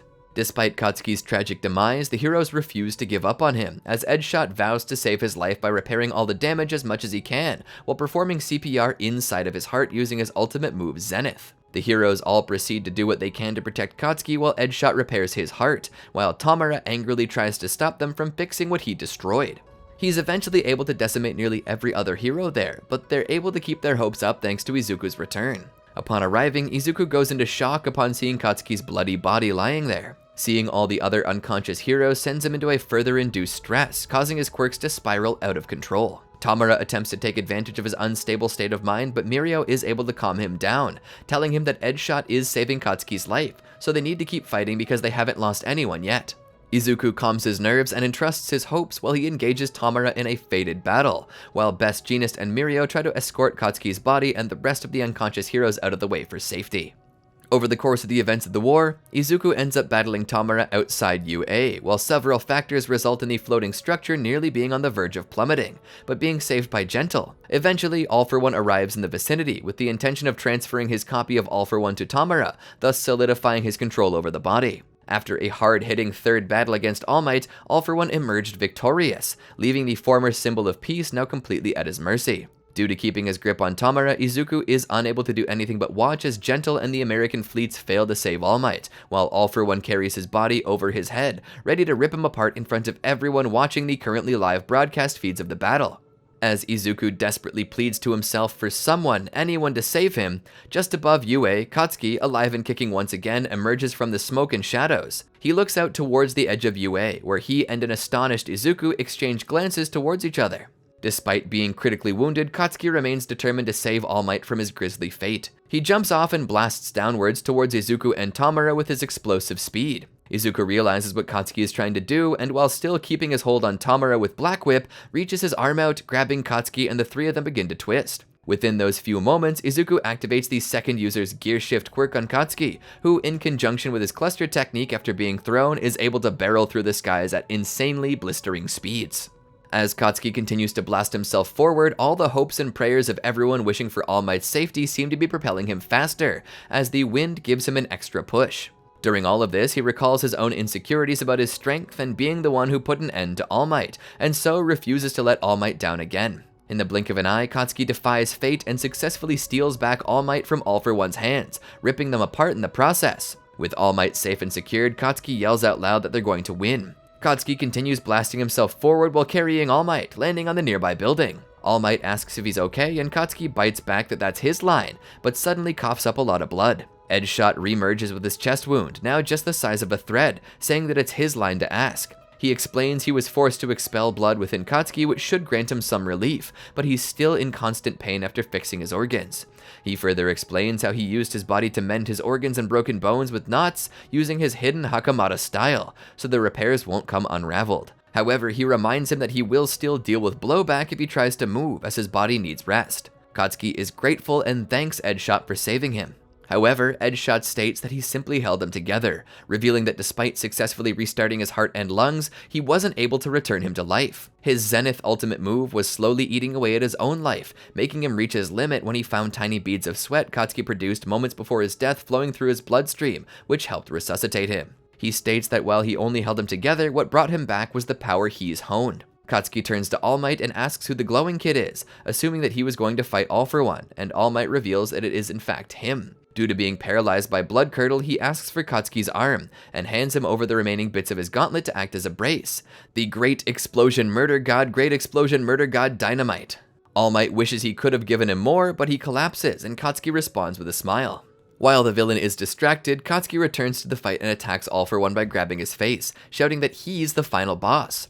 In that moment, Katsuki unleashes a devastating explosion at point blank, declaring that if All For One couldn't keep him in the ground, they'll finish the job. Katsuki stares down at the crater he created, thinking about how he can't stop and must take advantage of his current side effects.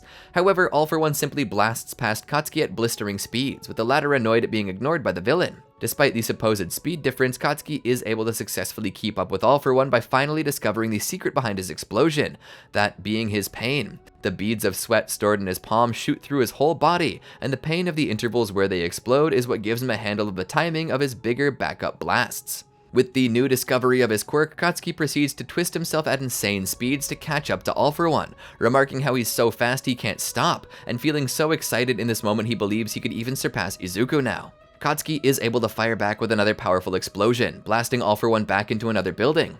All For One angrily yells out to Kudo that he's to blame for everything, and in response Katsuki remarks that he's gone senile, calling himself Katsuki Bakugo. Enraged and running out of time, All For One decides that he will kill Katsuki, reach his goal, and execute the transfer of his quirk into Tamura all in one move. All For One executes Omnifactor Unleash, All For One Goal, releasing every single quirk and quirk factor in his body at once, ready to propel himself forward and decimate everything in his path. As the nearby All Might yells at Katsuki to dodge, the young hero comments to himself, wondering how he could ever hope to beat that. Confronting the villain, Katsuki thinks about the growth of his quirk, as well as Izuku, and vows that he will not stand in his way anymore. All For One releases his attack, blasting forwards at lightning-fast speeds, leaving a path of destruction in its wake. Despite the odds stacked against him, Katsuki keeps firm, and shouts for him to blow up. Suddenly, All For One's mouth explodes apart, confusing the villain at what happened since he did not appear to do anything. Katsuki reveals that due to his explosions being weaker in the rain, he coated the explosive sweat beads with regular sweat without triggering them, shielding them from the intense rainfall, and after shooting them into All For One's mouth earlier when they fought, waited for them to ignite themselves. Katsuki admits he's always received kudos from others for his intuition, and knowing that the more damage All For One takes, the younger he becomes, so he declares he only needs his one quirk to stop him. The erratic All-For-One, with his power in disarray from all the cumulative damage he's taken, angrily shouts that it's his tail, and yelling for the extra to get out of his way. In response, Katsuki unleashes his super-empowered howitzer impact and attacks All-For-One head-on. His attack destroys All-For-One's monstrous appearance with a violent torrent of explosions all over, as Katsuki yells at All-For-One to shut up. Because of All-For-One's negative emotions making him lose control of his quirk factors, he's unable to counterattack, as Katsuki declares that this is our tail, destroying All-For-One with a ginormous explosion at point-blank range, sending him careening toward the ground. All-For-One, now reverted to an infant, struggles to move inside a crater as Katsuki remarks he never could have hoped to have beaten the villain alone. As the dust settles, the infant All-For-One managed to survive, and begins slowly crawling away across the debris in desperation to reach One For All. However, Katsuki stands in the way, startling him. He was surprised to see he still hasn't poofed away yet, but then he starts to cough up a lot of blood due to his injuries and having reached his limit. As he's getting lightheaded, Katsuki thinks it should be fine to pass out now, since All-For-One's on the verge of death and can't even speak anymore, so he'll fade away without his help. Just as he's about to fall, however, Katsuki recalled something he said to Eijiro in the past about standing through anything makes you crazy strong. Katsuki snaps himself back to his senses and stomps his feet to stop, angrily declaring he must achieve an absolute victory. Distraught, All-For-One shoots a spear-like bone from his mouth at Katsuki, but he simply catches it in his mouth and blows it up, telling All-For-One nighty-night. With his emotions getting the best of him, All-For-One succumbs to his rage, screaming and whining with all of his hate as he reverts back to a fetus, then into an egg cell, and finally disappears for good. With All-For-One gone, Katsuki passes out, though he expresses disappointment because he wasn't able to strike All Might's standing victory pose. With his left hand pumped up in the air as he lies on the ground, Katsuki tells Izuku to give Tamura hell, just before he loses consciousness. Sometime later, Katsuki was able to regain consciousness and was being admitted to a hospital. This is just as his teacher Shota is gathering an army of remaining heroes to fight All-For-One at Mount Fuji and provide support for Izuku. Realizing that All-For-One was still alive and kicking within Tamura, Katsuki blasts himself all the way to Mount Fuji without Warp Gate. He sees Kurogiri start to move once again, warping himself right in between Izuku and Tamura. Katsuki has Shoto create an ice ramp and comes to aid Izuku, who is trapped between the Warp Gate, shooting an explosion out of his mouth right at Kurogiri, killing him. Present Mike shouts in confusion that he was supposed to be at the hospital, and having blasted all the way here on his own is dangerously risky. Katsuki doesn't care, saying he's still got some help from one of Shoto's ice ramps, before telling Izuku not to let him surpass him. As Katsuki falls, Izuku manages to come close and smashes All-For-One's arm with a final attack. With that, Tamura has expelled the All-For-One vestige from his body, but he succumbs to his injuries and dies as his body disintegrates into ashes. Epilogue Arc. 1 week after the end of the final war, the restoration efforts that were stalled after the Jakku hospital raid have picked up at breakneck pace, as heroes from around the world arrive to provide support and resources in rescue and rebuilding Japan. Katsuki was hospitalized and treated for his severe injuries.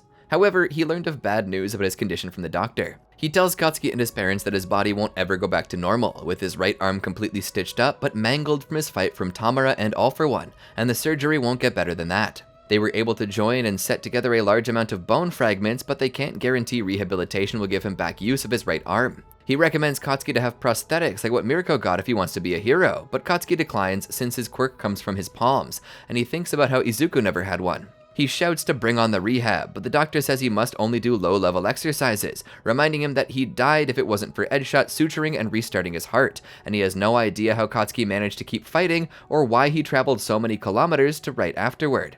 Telling him he was given a second shot at life and heeded the call, so now to focus on rest. Despite being told to rest, Katsuki ends up disobeying and goes to check on Izuku and All Might, despite his parents yelling at him for moving. He barges into the room just to hear that Izuku lost One For All, and now he only has the lingering embers, causing him to realize that Izuku's going to be quirkless in the future despite his reassurance. Katsuki begins to cry, feeling distraught thinking about how he's been treating him up until now, and that he thought he would still be able to keep competing with him, much to Izuku's flabbergasting shock. All Might then tells the both of them that they have grown so strong and are so different since the day he met them. That on the day when he first ran off, Izuku was already a great hero, but now the way he encourages the world to get back up on its feet, he is a great hero to all of them too. He then tells Katsuki that it's thanks to him that he got the opportunity to tell the both of them all of that, and deeply thanks his pair of great heroes. A few weeks later, Katsuki returns to the partially rebuilt UA along with the rest of 1A classmates. Weeks later, it's now June, and the third-year students at UA High are having their graduation after the end of the final war. Katsuki attends the UA High graduation along with the rest of his classmates. He watches the third years receive their diplomas, including Tamaki, Nejire, and Mirio receiving theirs. Present Mike, who is emceeing the event, apologizes for the delayed graduation and shouts for excitement, and the third years enthusiastically join in, while the former second years are watching and getting the gist of it. The first years watch speechless. Mawada Fuwa comes to the stage to give the students a farewell speech. After Fuwa gives the farewell address as the student's representative, Present Mike calls on the graduate's representative Mirio. He starts off his speech with a sincere acknowledgement, thanking everyone for being in attendance, befuddling them for not starting off with a gag, but reminds everyone they lost so much and gained nothing, and that a hero's fight is to bring a negative situation back to square one. He concludes that a world without smiles and humor has no bright future, and they seek a positive world where people can live their lives in good cheer, and that is the finish line they're racing toward. He snaps, using his quirk to blast off into the air, shouting to his underclassmen just as Bibimi Kenrenzaki unleashes her giant robot on the cheering crowd. Later, after graduation, Class 1A has become Class 2A and are moved to a temporary classroom. Shota states that they were supposed to be getting a different homeroom teacher, but due to the circumstances, he will be their homeroom teacher for another year, to the students' excitement. Hanta asks Katsuki what he's doing here in the classroom while he was supposed to be in the hospital, but he says he's fine as long as he takes it easy, and the doctors do not find out. Just then, Yuga enters to say his goodbyes because he'll be leaving UA for good, even despite the class's insistence.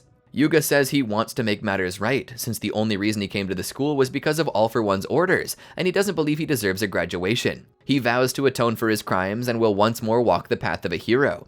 And as he places a piece of cheese in front of Izuku's mouth, he says it'll be fine since he reached out to all of them and took their hands. He promises that someday he will be worthy of standing beside them all, and reveals another surprise to the class. Hitoshi will be taking his place as Class A's newest member.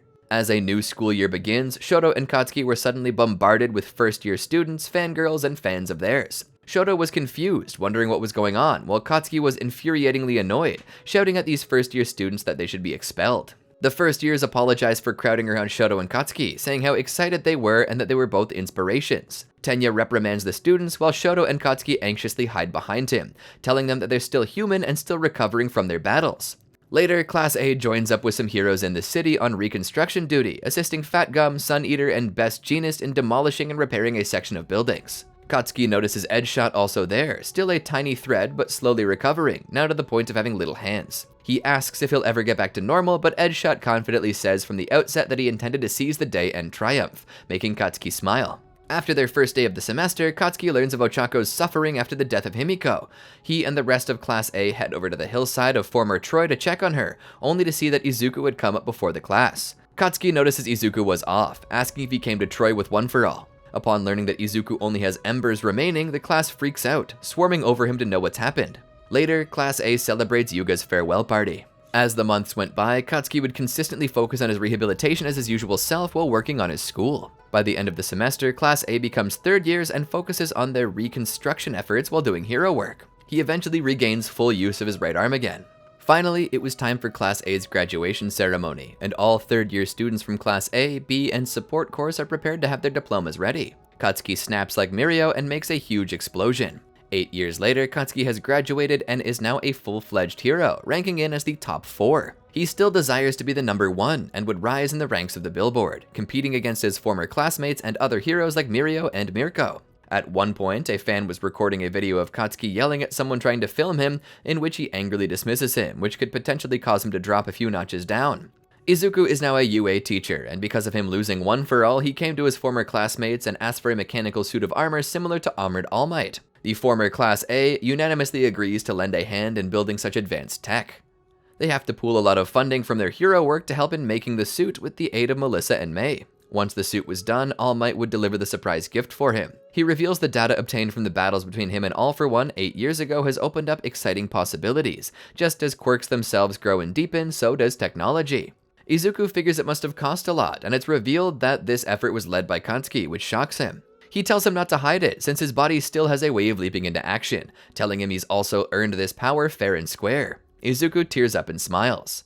When Hawks mentions traffic being backed up because of a landslide on Warstar Road and requesting heroes who can respond, Izuku puts on his new armored Deku suit and is joined by the rest of his former classmates. As they head to the landslide, Katsuki comes over and tells Izuku to come on over, and so he rejoins the rest of his fellow heroes of Class A. A couple of months after Izuku was given this armored suit, Katsuki had his All Might trading card signed by the man himself. Katsuki drives Izuku and Eijiro in his new car. Eijiro asks Izuku if any of his students match his style, looking for sidekicks having just started his solo career. They talk about how many of their old classmates started their solo careers years before, with Izuku reminiscing how Katsuki had a ton of sidekick applications, but all of them ended up giving up due to his disrespectful personality and explosive attitude. Katsuki comments he would have accepted them right away if they wanted to surpass him. Katsuki asks Izuku if he'll keep teaching, which he says he will, and that he's been invited to give lectures and seminars at other schools, so has had many opportunities to share his experience with others every day. While the suit made him very happy, Izuku hasn't changed his mind about still being a teacher, even if he still had one for all. He smiles and thanks the two guys that he's able to do work that he loves. Eijiro comments that Katsuki was attempting to invite Izuku to work at his agency. Izuku bluntly declines this. Katsuki then tells him that he should start thinking more highly of himself, because then he won't notice the most obvious things, that giving special treatment to everyone means that no one is really special to him. At a restaurant, the former students of Class A celebrate Shoto's new number 2 hero ranking on the hero billboard chart JP. Suddenly, everyone receives a notification of a criminal's quirk causing a lot of damage, as the former classmates blast off together. The incident is quickly resolved and the criminal is arrested. The group decides to split up for the night with Izuku saying goodnight to Katsuki, inviting him to be a guest teacher sometime. Did you enjoy our video? Be sure to check out these other great videos from the Amagi and make sure to subscribe and ring the bell to be notified about our latest videos. Thanks for watching, and we'll see you next time.